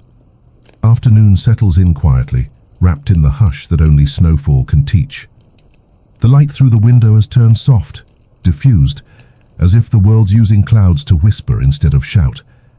You and your sister sit together at the table. The notebook lies open, its first few lines already drying into permanence. The rest of the pages wait, patient and empty, like they trust you not to rush. She runs a finger along the paper's edge. "You think anyone will ever find this?" You shrug. "Maybe. Maybe they'll burn it for warmth. Either way, it'll serve a purpose." She laughs under her breath. "You've gotten good at letting go." "I had a lot of practice." You both fall silent again, but it's not awkward. It's the kind of silence that has a pulse, alive, deliberate. The snow outside thickens, a curtain of white weaving itself between you and the rest of everything. It doesn't isolate, it protects. Like the world finally learned boundaries, you watch the flakes swirl in slow patterns. They fall differently now. Not chaotic, not frantic. Just steady, graceful, as if even winter has learned restraint. You turn back to the notebook. A few drops of melted snow fall from your sleeve onto the page. They smear the ink slightly, warping the words. But you leave them. Imperfection is the only kind of truth that ever lasted. Your sister rises, pours more tea, the sound of liquid filling the cups, grounding you in the smallest, most beautiful way. "You ever think," she says, "that maybe we were never supposed to be saved at all?" You look at her. "What do you mean?" "Maybe all that pain, all that waiting, it wasn't about rescue. Maybe it was about learning how to live without needing one." You smile slowly. That's a depressing way to describe peace. She smirks. The best peace always starts that way. The fire pops, small embers leaping like punctuation in an invisible sentence. You both watch them fade. The light dims further, evening creeping in like ink spilling across the edges of the sky. The snow outside glows faintly in the blue dusk, a landscape of forgiveness. You close the notebook gently, the sound of it shutting more final than any ending. Your sister leans back in her chair, eyes on the window. Remember when we used to pray for mornings like this? You nod. Back when we thought peace had to arrive on a deadline. She chuckles. Yeah, turns out it just had to show up unannounced. You sip your tea. It's cooling fast, but the flavor lingers. Herbs, smoke, thyme. It tastes like survival disguised as comfort. You look at the notebook one more time. I think, you say, if anyone ever does find this, I hope they're disappointed. Disappointed? Yeah. I hope they read it expecting miracles and find humanity instead. She smiles softly. That would be the best miracle of all. Outside, the snow keeps falling. Not harder, not softer. Just endlessly, like memory that finally stopped hurting. You whisper, let it cover everything. And it does. The world wakes slower now, as if even time has learned to respect your pace. You rise before dawn, though you can't quite call it that. The horizon isn't blue or grey yet, just that dim golden nothing between light and dark. The snow outside glows faintly, the way coals do before they die. You open the door. The cold greets you, familiar, but no longer cruel. It brushes against your skin like an old friend who's finally learned to hug without hurting. Your breath fogs the air. You watch it curl upward, twist, vanish. Small proof that you still belong to the living. Behind you, your sister stirs. You're up early again? You grin. Couldn't sleep. The world's too quiet. She pulls on her shawl and joins you at the door, mug in hand. The smell of tea mingles with the crisp morning, steam rising, breath meeting sky. For a moment, everything in existence seems to exhale at once. Do you remember the first winter? She asks. You nod. Every second of it. It's strange, she says. I used to hate snow. Now I think I love it. You smile. You've forgiven it. She looks out at the field where snow lies heavy but soft, blanketing the ground like an unfinished page. Maybe, she says, or maybe I just stopped expecting warmth to apologize. The words land between you, quiet, wise, permanent. You both step out into the field, boots sinking into the soft layer of white. Every step leaves an impression that fills almost instantly, as if the world's already learned how to forget gracefully. The air carries that faint metallic smell of snow before sunrise, clean, sharp, endless. Each flake sparkles in the dim light, small, transient pieces of time pretending to matter. You stop walking, look around. The cottage glows behind you. The river hums somewhere out of sight. Everything feels both temporary and eternal. You whisper, "It's beautiful." Your sister smiles. It always was. We just couldn't see it when we were busy surviving. You laugh softly. Yeah, survival ruins the view. She grins. Then it's a good thing we're done with that. You nod. We are.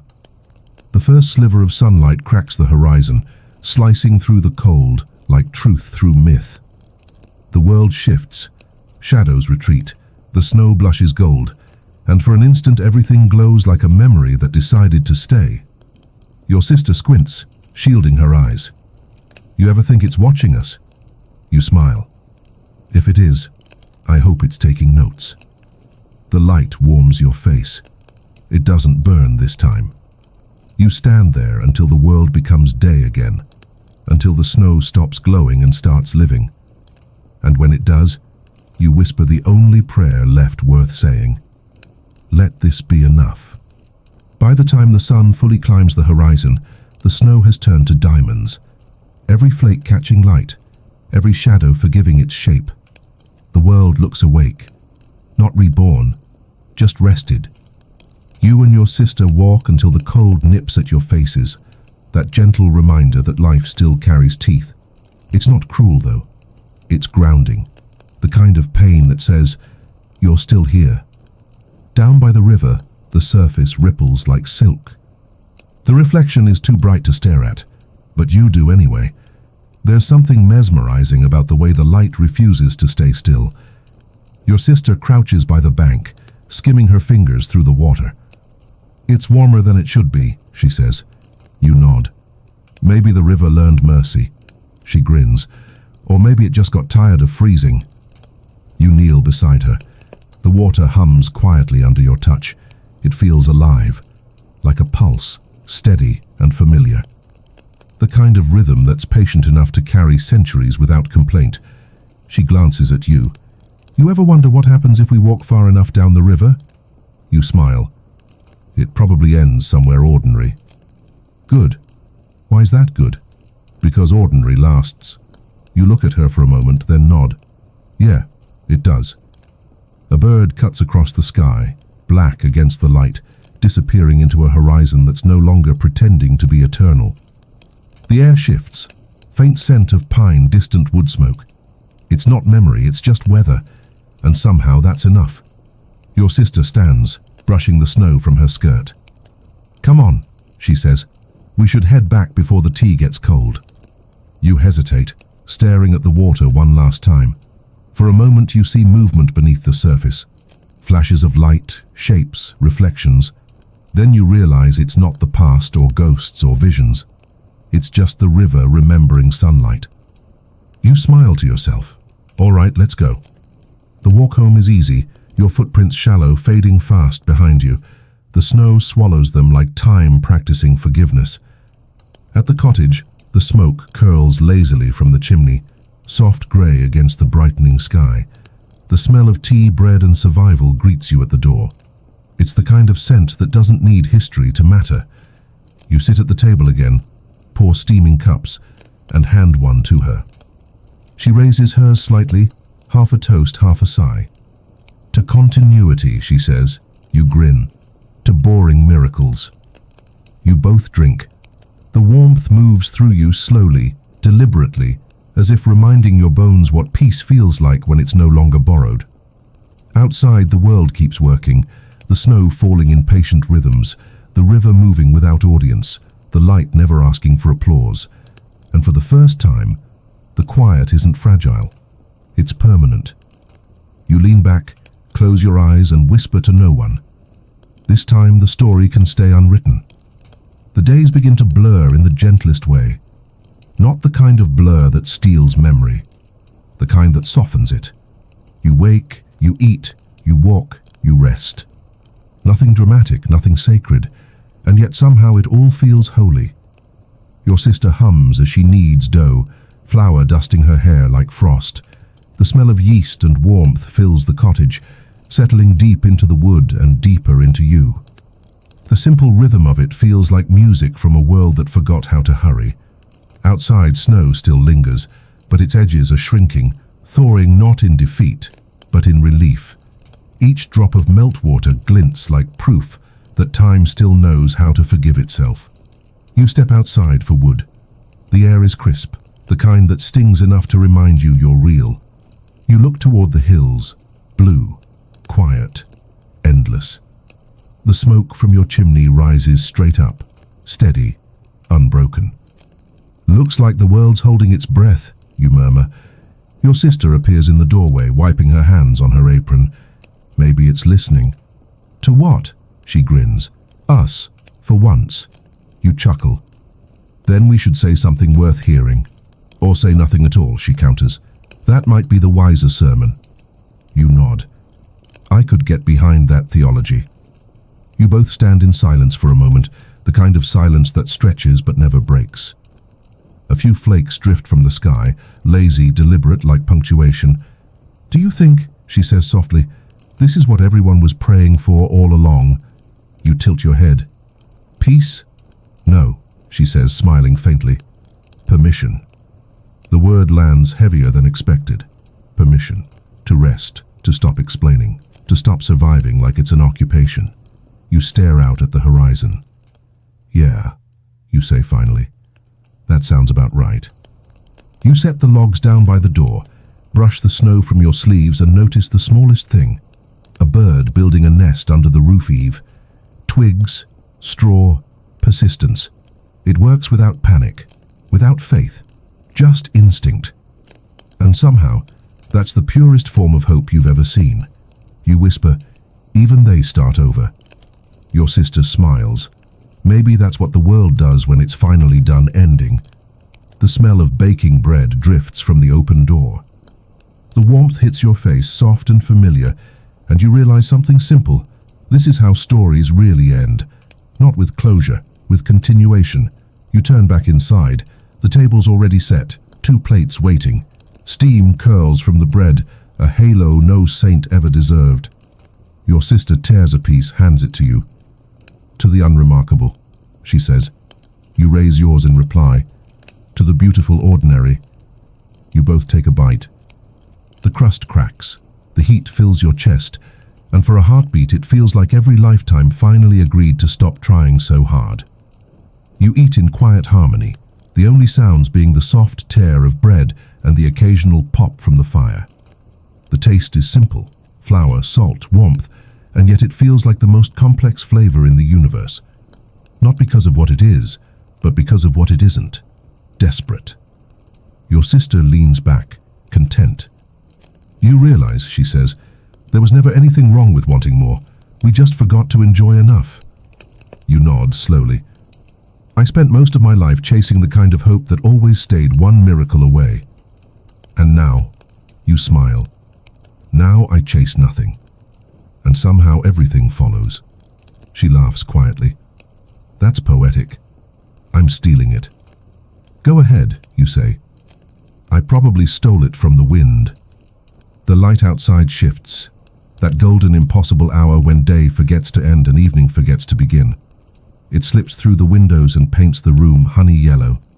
Dust motes float like tiny comets, aimless, eternal. You stare at them, mesmerized.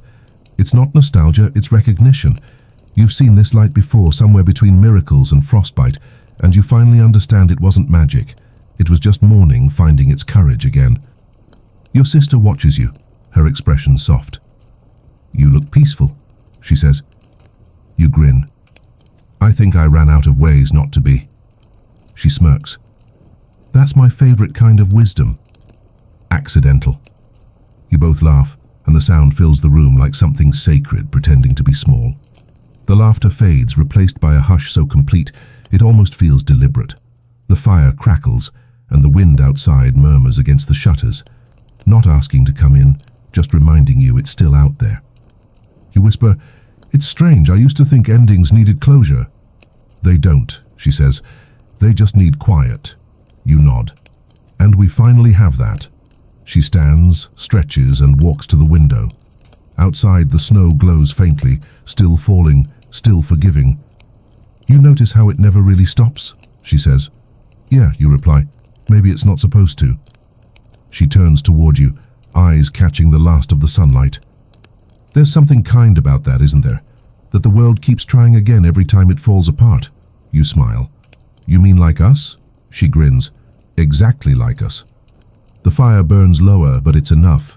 The snow thickens, but it's gentle. The world continues, but it doesn't demand to be watched. You exhale slowly, feeling the weight of everything you've been, all the versions that froze, shattered, rewound, and realize they were all just snowflakes in different winters. They melted. They became rivers, and rivers always find home. You look at your sister. She's back at the table now, eyes half closed, humming softly. Not to remember, not to pray, but simply because the quiet deserved company. You lean back, let the warmth of the fire wrap around you and whisper, "Let it snow then." Because this time it's not a warning, it's a wish. The storm that arrives overnight is the kind that sounds like memory. Soft, continuous, endless in its patience. You wake to the roof sighing under the weight of snow, not groaning, not cracking, just settling. The air inside the cottage is thick with warmth. The fire hums low, the kettle murmurs like it's half asleep, and your sister's still curled under her blanket, one hand loosely gripping the edge of the world she no longer fears losing. You stand by the window. Outside, everything is white. Sky, earth, time itself, blurred into one quiet permanence.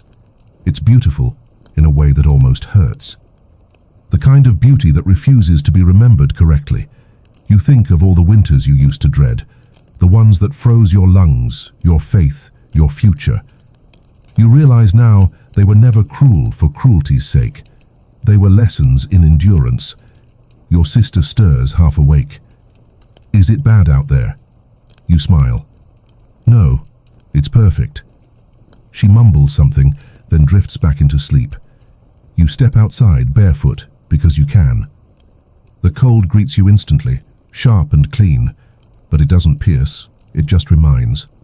Each breath forms a cloud that vanishes the moment it matters, which feels right. You walk to the middle of the field. The snow comes up to your ankles, light, powdery, new. The horizon's gone. The world is one long exhale. You close your eyes. The silence isn't empty.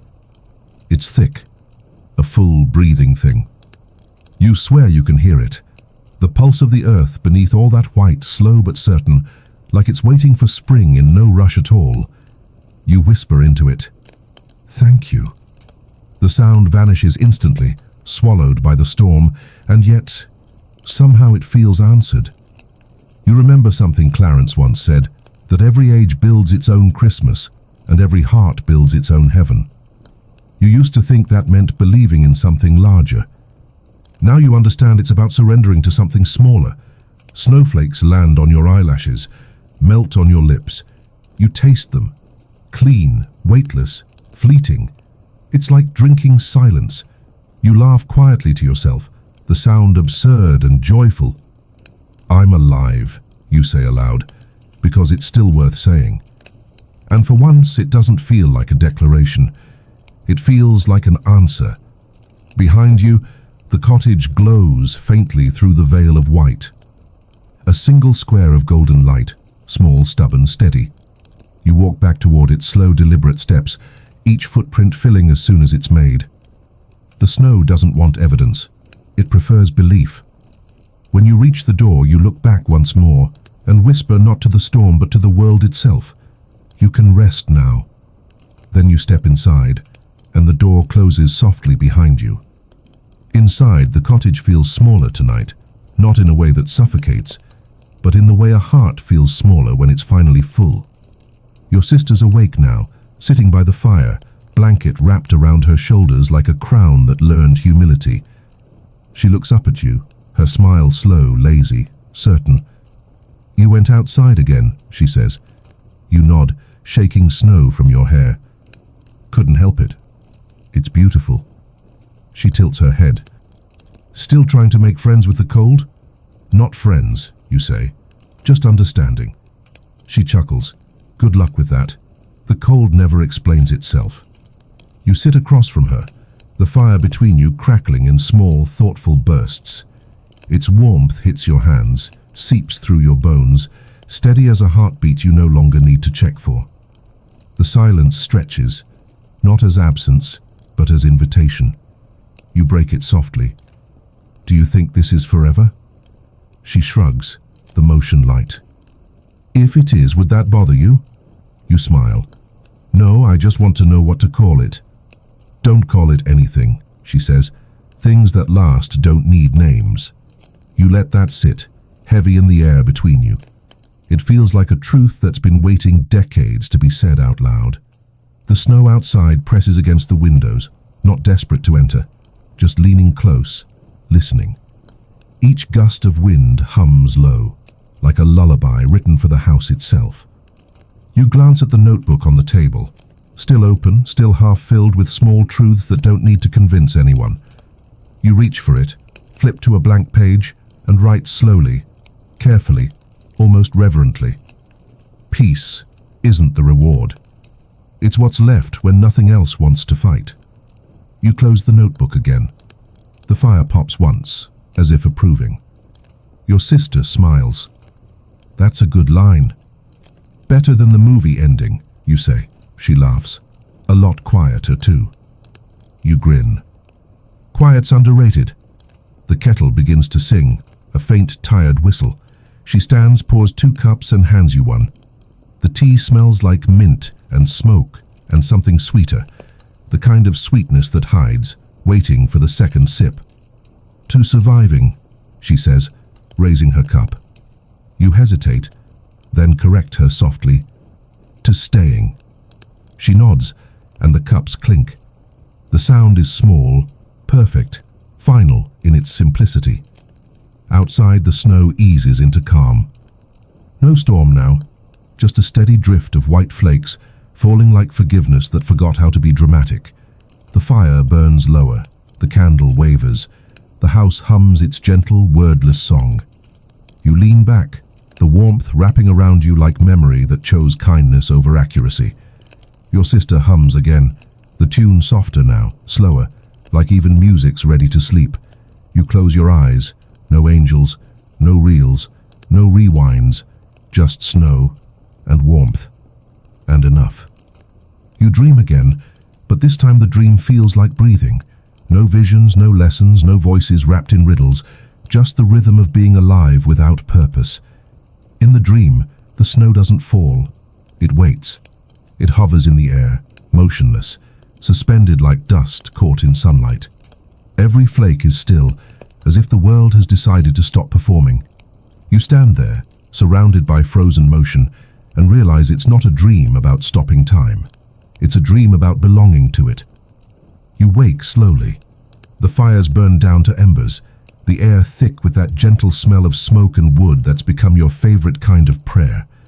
Your sister's still asleep, her breathing steady, her face lit gold by the faint morning light sneaking through the shutters. You don't move for a while, you just listen. The sound of snow sliding off the roof, the quiet sigh of the world continuing, your own heartbeat, calm and unhurried, like it finally found a tempo that fits. You whisper, "Good morning," not sure if you're speaking to yourself, her, or everything. The words disappear into the air, but the warmth stays. You stand, stretch, and step outside.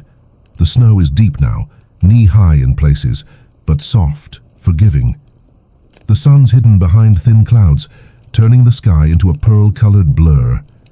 Every step you take leaves a print that glows faintly before fading. You realize you're walking through something both familiar and entirely new, a world that's learned to live without witnesses. The river hums faintly in the distance. You follow its voice until you reach its edge, where the water runs dark beneath a thin crust of ice. Steam rises where it breaks the surface, warm breath escaping from the earth itself. You crouch, dip your fingers in. It's warmer than you expect, alive, moving, persistent. You say quietly, "You never stopped, did you?" The river doesn't answer. It doesn't need to. The reflection that looks back at you isn't just yours anymore. You see fragments, faces, gestures, echoes of every version of you that ever stood here. The hopeful, the broken, the frozen, the survivor.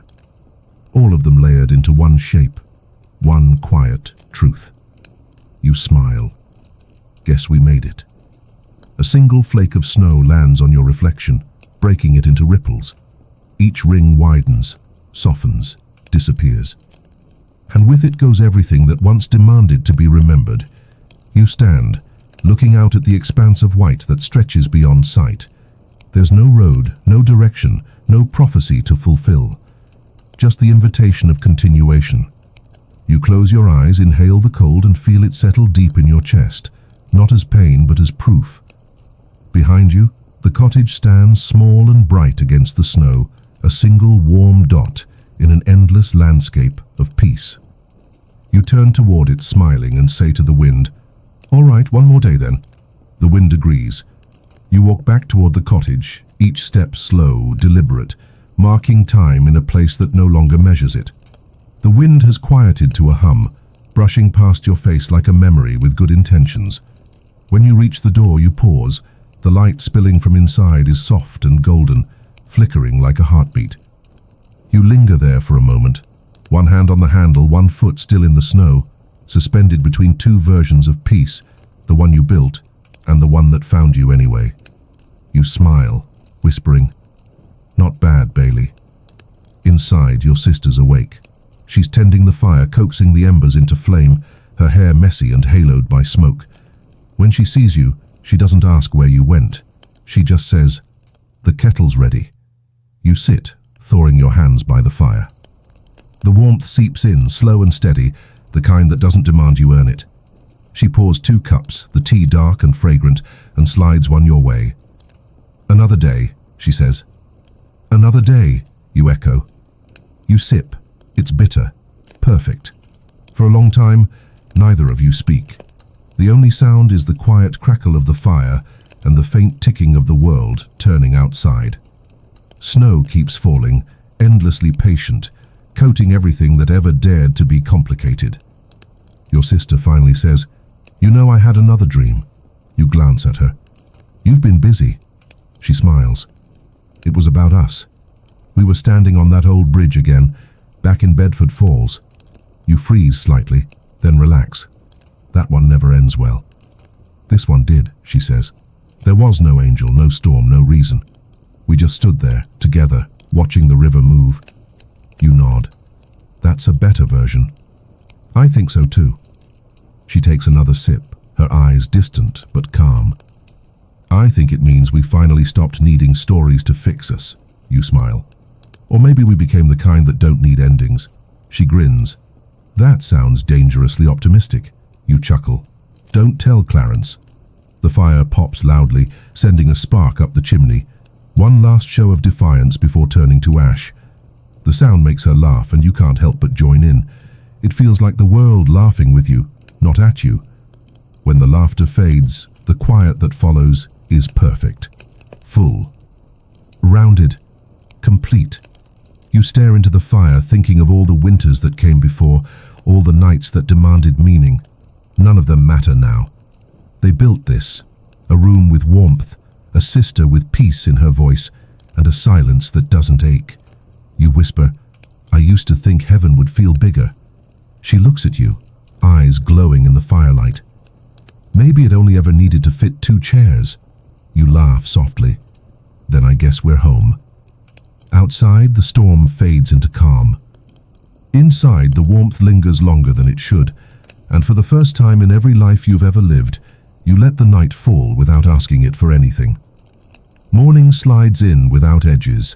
The sky isn't blue or grey, just a soft, forgiving light that feels like memory learning how to breathe. You wake to the smell of bread again, faint but grounding. Your sister's already up, humming that same tune that's followed you through centuries, though it's slower now, less a song, more a heartbeat. You lie there for a while listening. Every note is a reminder that peace doesn't announce itself. It just stays long enough to become the background. When you finally rise, she's by the window, looking out at the world. The snow has thinned overnight, leaving behind patches of brown earth peeking through. It's the first sign of something else coming. "Spring," she says quietly, as if afraid to say it too loud. You stand beside her. "Already?" She nods. "The world must have decided we've learned our lesson." You smile. "Took it long enough." The two of you watch in silence as droplets slide down the glass, slow and deliberate. Outside, the river is louder today, cracking through the last of the ice like truth-breaking polite conversation. You murmur, "You ever think the world gets tired of pretending to be new?" Your sister chuckles. "Probably, but it does it anyway. That's courage." You grin. "Or denial." "Same thing," she says, sipping her tea. The light outside brightens, hitting her face just right, enough to make her look like she's part of the dawn itself. You realize then that you've stopped waiting for miracles entirely. You're living inside one. The door creaks open slightly with the wind. Cold air sweeps in, brushing against your skin like the faint touch of a memory that still cares. It feels like an invitation. You open the door wider. Outside, the snow glitters faintly, already giving up its throne. You step out, the crunch under your boots quieter than before, gentler. Your sister follows, wrapping her shawl tighter around her shoulders. Together you walk toward the river again, though it looks different now. Faster, clearer, impatient. It's alive in a way that makes you feel proud, like watching a child finally outgrow its ghosts. You kneel, touch the water. Cold, but honest. Your sister kneels beside you. "It's ready," she says. "For what?" "For whatever comes next." You nod slowly, your reflection breaking into ripples that scatter like goodbyes that don't hurt anymore. The sound of the river fills the air, steady, constant, unending. You look at her and say, "It never stops, does it?" She smiles. "No, it just changes what it means." You both stand, the wind tugging gently at your clothes. Somewhere beyond the horizon, a bird calls, a sound you haven't heard in years. It's small, but it cuts through everything. You close your eyes, letting the sound find its way into you. When you open them again, the sky is brighter, not newer, just earned. And for the first time, spring feels believable. By midday, the thaw is undeniable. The snow no longer owns the silence, it just borrows it. You can hear the ground waking up beneath your feet, soft, restless, alive. Your sister's already ahead of you on the path, her boots leaving shallow prints in the slush. She looks back and grins. "You coming, or do I have to drag you into spring?" You smile. "Go easy. I'm not used to optimism at this altitude." She laughs, the sound carrying through the trees, clear, unburdened, almost rebellious. You realize that laughter has become the world's new gospel. As you walk, the snow gives way to patches of green. Tiny blades of grass stab through the melting frost, each one a quiet declaration that life doesn't need permission. Birdsong returns cautiously, as if testing the air for sincerity. You listen, half afraid it'll vanish again. It doesn't. You stop by the river, which now runs wild, freed from its icy restraint. The current glitters with sunlight, restless and unapologetic. You kneel, scoop up a handful of water, and let it run between your fingers. It feels like time itself, slipping, unstoppable, but gentle enough not to wound. Your sister crouches beside you, eyes closed, breathing deeply. "Smell that," she says. "Dirt, you guess." "Life," she corrects. "Dirt's just what it wears." You grin. "You've been reading too many metaphors." She shrugs. "You taught me." You both laugh, but there's something underneath the laughter. A knowing, quiet understanding that you've crossed some invisible line. The world's no longer rebuilding, it's continuing. And maybe that's the truest kind of resurrection there is. You sit together on a rock overlooking the river. The wind brushes through your hair, cool and new. You look down and notice the faint outline of your reflection, not sharp enough to be sure it's you. It doesn't bother you anymore. You say softly, "You ever think about how close we came to not existing?" "All the time," she says. "That's why I'm so good at it now." You chuckle. At existing, at not wasting it. The moment stretches, warm and infinite. You watch the sunlight dance across the water, and for the first time you feel something resembling awe. Not the kind that demands worship, but the kind that comes from finally understanding what you already have. You whisper, "I think I like it here." "Then stop waiting to leave," she says. You glance at her, the corner of your mouth lifting. "You always were the wise one." She grins. "No, I just learned to listen faster." The two of you stay there until shadows grow long and gold, the kind of light that makes everything look forgiven. When you finally rise to head home, the air smells like earth and endings that don't sting. And just as you turn away from the river, you hear something. Not a voice, not a word, just the faint sound of bells far away. Ringing not for angels this time, but for the living. You smile. Good. And keep walking. The world is green again. Not the fragile green of new beginnings, but the confident green of survival. The kind that doesn't ask permission to exist. You wake to birds arguing in the rafters, sunlight pushing through the cracks in the shutters. The air smells of wet soil and bread baking, a pairing so simple it feels eternal. Your sister's outside, sleeves rolled up, hands deep in the dirt of a small garden she started when the snow began to melt. You watch her from the doorway for a moment, smiling. Every motion she makes feels deliberate, like even planting seeds has become a sacred act. "You're staring," she says without turning. "Admiring," you correct. She laughs. "Same thing depending on the day." You step out into the morning. The ground is damp but warm, soft beneath your boots. Everywhere you look, something's growing. Tiny shoots of green, shy blossoms, stubborn weeds refusing to be forgotten. You kneel beside her, help turn the soil. It's quiet work, rhythmic, grounding. Each scoop feels like punctuation in a sentence the world's been writing for centuries. After a while, she says, "Do you realize what we're doing?" "Farming?" You tease. She shakes her head. "Undoing the end of the world." You glance around. Looks like it's working. The sun climbs higher, warm and unapologetic. You feel it on your neck, your hands. Light that doesn't demand awe, only acknowledgement. "You ever think," she asks, "that maybe heaven isn't a place?" You grin. "You're asking the wrong man. I've seen too many versions." "Then tell me," she says, "what's the right one?" You think for a long while, watching the wind move through the grass, bending it gently but never breaking it. Finally you say, "Maybe it's this, not perfection, not peace, just persistence." She nods slowly, wiping her hands on her skirt. "I like that. Feels real." You smile. That's because it is. A cloud drifts across the sun, dimming the light for a moment. The air cools. The smell of earth grows stronger. You look up, half expecting something dramatic, a voice, a sign, the old theater of miracles. But there's nothing. Just the sound of a single bird, brave enough to keep singing through the shade. You say quietly, "I used to think silence meant absence. And now? Now I think it means trust." Your sister smiles faintly, eyes glinting with the reflection of a world finally unburdened by its own mythology. "That's your best line yet," she says. You grin. "Maybe I'll write it down." She shakes her head. "Don't. Just live it."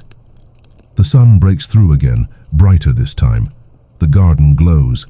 The air feels like renewal made visible, and for a heartbeat you could swear the ground itself is humming. Low, steady content. You close your eyes, hands still in the dirt, and whisper, "All right then, let it grow." The wind answers with a sigh that sounds a lot like amen. The day stretches out long and golden, the kind of day that doesn't feel the need to hurry toward night. Time moves differently now, less like a ruler, more like a rhythm. You and your sister work in the garden until your hands ache, until the silence between you becomes its own kind of conversation. Each seed you press into the soil feels like a promise you actually intend to keep this time. When the work is done, you both sit on the low stone wall that borders the field. The sun leans heavy in the sky, the horizon melting into shades of amber and forgiveness. Your sister brushes dirt from her palms. "Do you ever wonder what the world will be like when we're gone?" You smile, not sad, just thoughtful. "No, because we won't be, not really." She tilts her head, curious. "You sound certain." "I'm not," you admit. "But maybe that's the point. Certainty's what ruined everyone before us." She chuckles softly. "So, we settle for mystery?"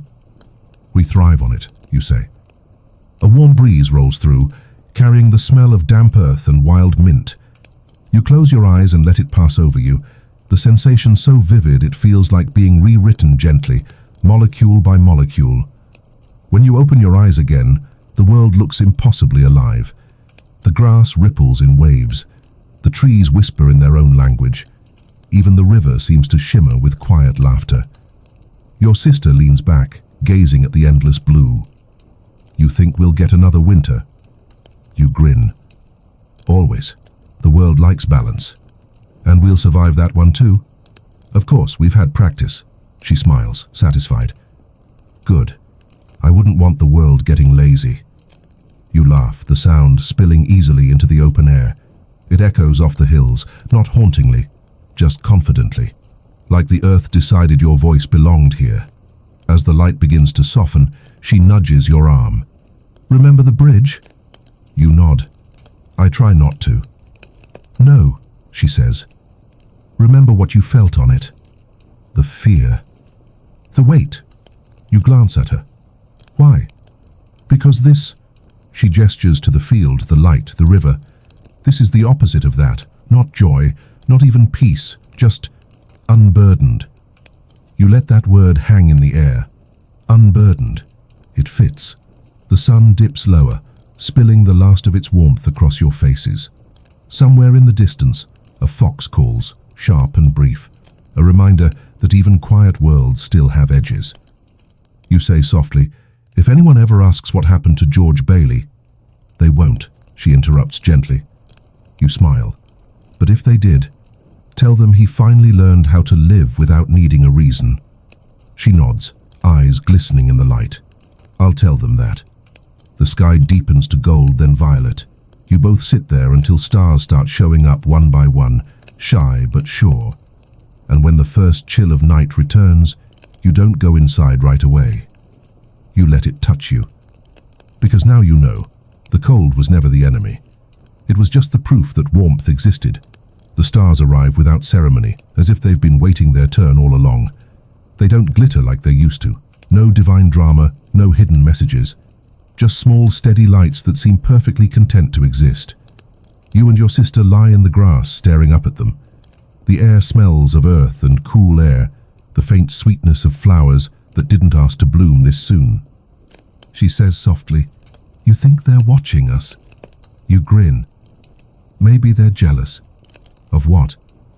Of everything that can touch the ground. She chuckles, that same soft human sound that no heaven could ever recreate. It rolls into the night like warmth pretending to be wind. For a while neither of you speak. The quiet is so thick you can hear your own heartbeat. Two slow drums keeping time with the world's breathing. Somewhere nearby, the river murmurs. You swear it's picked up a new rhythm, a bit faster, a bit more alive. You say, "I used to be afraid of this kind of silence." Because it felt like loss? Because it felt like judgment? She turns her head toward you. And now? You exhale. Now it feels like forgiveness that finally stopped needing words. She smiles. Took you long enough. Yeah, you admit. But I got here. The wind stirs the grass around you. It sounds like applause.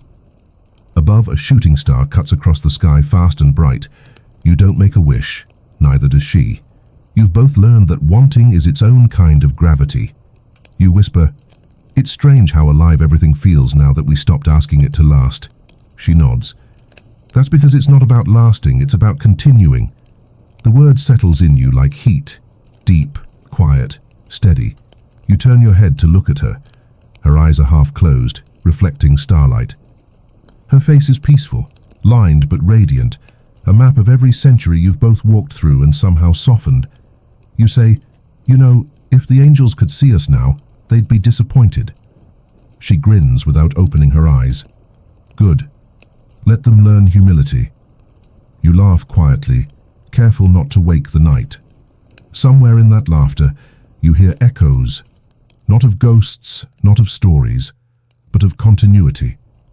It's the same sound that's carried through every version of you, a heartbeat wrapped in disbelief that it's still beating. The stars blur slightly, not from tears, but from peace. The kind that makes you stop needing to prove you deserve it. You whisper, "We did it, didn't we?" Your sister nods, eyes still on the sky. "Yeah, George, we did." You both fall silent again, watching the universe go about its business, calm, unhurried, infinite in its indifference, and beautiful because of it. You wake in the grass, still under the same sky you fell asleep to. The stars are gone now, replaced by that soft grey pre-dawn, the hour when the world decides to remember itself. Your sister is already awake, sitting cross-legged beside you, tracing lines in the dirt with a stick. When she notices you stirring, she says, "Morning." You snore like someone who's finally forgiven himself. You grin. Didn't realize self-forgiveness had a soundtrack. She laughs. Everything does. You just have to be quiet long enough to hear it. You stretch, feeling the ache in your back, the stiffness in your knees, small human discomforts that feel like blessings now. The air's cool, clean, the kind of morning that doesn't promise anything, and that's what makes it perfect. You both watch the horizon light up slowly, not a sunrise that performs, but one that arrives. No spectacle, no audience, just light showing up because it's time. You say softly, "Do you think this is what living was always supposed to feel like?" She smiles, not looking away from the horizon. No rush, no lesson, no reward, just being. You nod. Yeah, exactly that. She sighs, content. Then yes, this is it. The river below catches the light first, gleaming like a silver thread sewn through the earth. It winds and curves, unbothered, disappearing into the distance like a sentence that doesn't need a period. You whisper, "It's still moving." She glances at you. "So are we." You laugh quietly, the sound low and certain. "I guess you're right." The first bird of the morning calls, a single defiant note that slices through the calm. Another answers, then another. Soon the air fills with sound, not noise but conversation. It's a language you don't need to translate, the world speaking to itself. Your sister stands, brushing off her skirt. "We should eat. You're no good at enlightenment on an empty stomach." You grin. "Since when am I enlightened?" "Since you stopped arguing with time." You chuckle as you follow her back toward the cottage, the grass still wet beneath your feet. Each step feels both familiar and new, the perfect rhythm of someone who no longer fears repetition. At the door, you pause. You look back at the field, the river, the dissolving stars. Everything you once thought you'd lost. It's all still there, smaller maybe, but closer. You whisper to the wind, "Thank you for not ending." The wind answers by not answering at all, just brushing past you, cool and kind, as if to say, "You're welcome. Keep walking." You step inside, the door closing softly behind you. The smell of tea and bread greets you again. Your sister's humming, off-key as ever. But somehow it fits the morning perfectly, and for the first time you realize the story doesn't need to end. It already learned how to live. It begins the same way it always does, light slipping through the window, the slow creak of wood warming, the hum of life deciding to continue. But something about this morning feels final, not in the tragic sense, more like the quiet closing of a well-read book. The kind you don't want to finish but have to, because it's earned it. You sit at the table. Your sister pours tea. The steam curls upward, twisting like ghosts that forgot why they stayed. Neither of you speaks for a while. You don't need to. The silence between you has evolved. It's no longer waiting to be filled. It's whole. You take a sip. It's slightly bitter. Perfect. Your sister studies you, a faint smile tugging at the corner of her mouth. "You've gone quiet," she says. "I'm thinking," you reply. "Dangerous habit." You grin. "Not this time." She chuckles, then leans back in her chair, eyes distant. "Do you ever realize how strange it is to end up here? After everything, the bridges, the angels, the frost, the fear." You nod slowly. "I think about it every day." "Do you miss any of it?" You consider. The question sits between you like a small, flickering candle. "No," you say finally. "I just respect it now." She smiles softly. "Respect? Yeah. It tried to break me, and I tried to make it mean something, but in the end, it was just life, and that's enough." She studies your face for a moment, then nods. "You sound older." "I feel lighter." Outside, the snow is gone completely. The ground is wet, glistening, alive with the sound of dripping water and the soft shuffle of wind through grass. Even the river seems louder, bolder, proud of its persistence. You stand, walk to the window and look out. Everything looks ordinary, beautifully, stubbornly ordinary. And for the first time, that feels like divinity. Your sister joins you, her hand resting lightly on your shoulder. "Look at it," she says. "No miracles, no music, just everything being exactly what it is." You nod. "It's perfect." She tilts her head. "Do you think we'll remember this?" You smile. "We don't have to. It's already inside us." You both stay there, watching the world not perform. No prophecies, no redemption arcs, just the earth continuing because it doesn't know how to stop. She whispers, "So this is it." You grin. "Don't say that like it's sad." "It's not," she says. "It's complete." The morning stretches on, unhurried. You close your eyes, and for a brief, impossible second, you swear you can hear the world breathing, steady, calm, alive. You whisper, "Thank you." And somewhere quietly the universe exhales in return. The day unfolds gently, like a final chord that refuses to fade. Every sound, every movement, feels deliberate, each one knowing it belongs to something complete. You step outside one last time. The world greets you not with grandeur, but with a calm so pure it almost hums. The sky is pale blue, streaked with slow-moving clouds. The grass bends in the breeze, the river glimmers. The air smells faintly of thaw and memory. Your sister follows, wrapping her shawl around her shoulders. She stands beside you, silent, smiling. The two of you don't need words anymore. You've used them all. For a while you just stand there, letting the world do what it does best. Exist without needing applause. A small bird lands near your feet, pecking curiously at the soil. It looks up, unafraid, as if it recognizes you. You laugh quietly. "Guess we're locals now." Your sister grins. "Took us long enough to earn residency." You both watch the bird hop away, disappearing into the brush. Its tiny tracks vanish almost instantly beneath the soft breeze.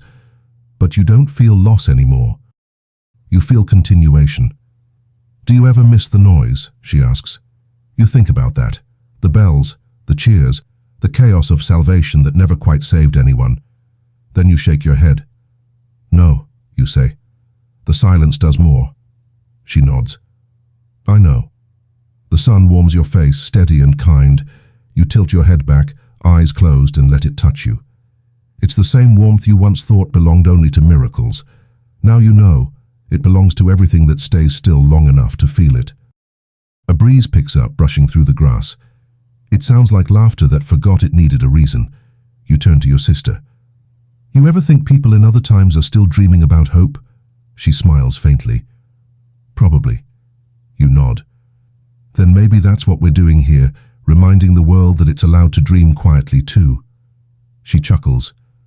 "The patron saints of subtle optimism." You laugh. Could be worse titles. For a long time, neither of you move. You just stand there, two silhouettes against an ordinary horizon, breathing the same air that every version of the world has ever shared. And when the wind shifts, carrying with it the faint scent of water, earth, and warmth, you realize there's nothing left to fear. This isn't the miracle you were promised, it's better. It's life, unpolished, unending, unashamed. Your sister slips her arm through yours. "Come on," she says softly. "Let's go home." You nod. "All right." As you walk back, the door creaks open like it's been waiting for centuries. Inside, the fire is small but steady, its flame reflecting on the notebook sitting on the table. Still open, still unfinished. You glance at it one last time. The ink has faded slightly, but the words remain. "We survived because we refused to stop moving."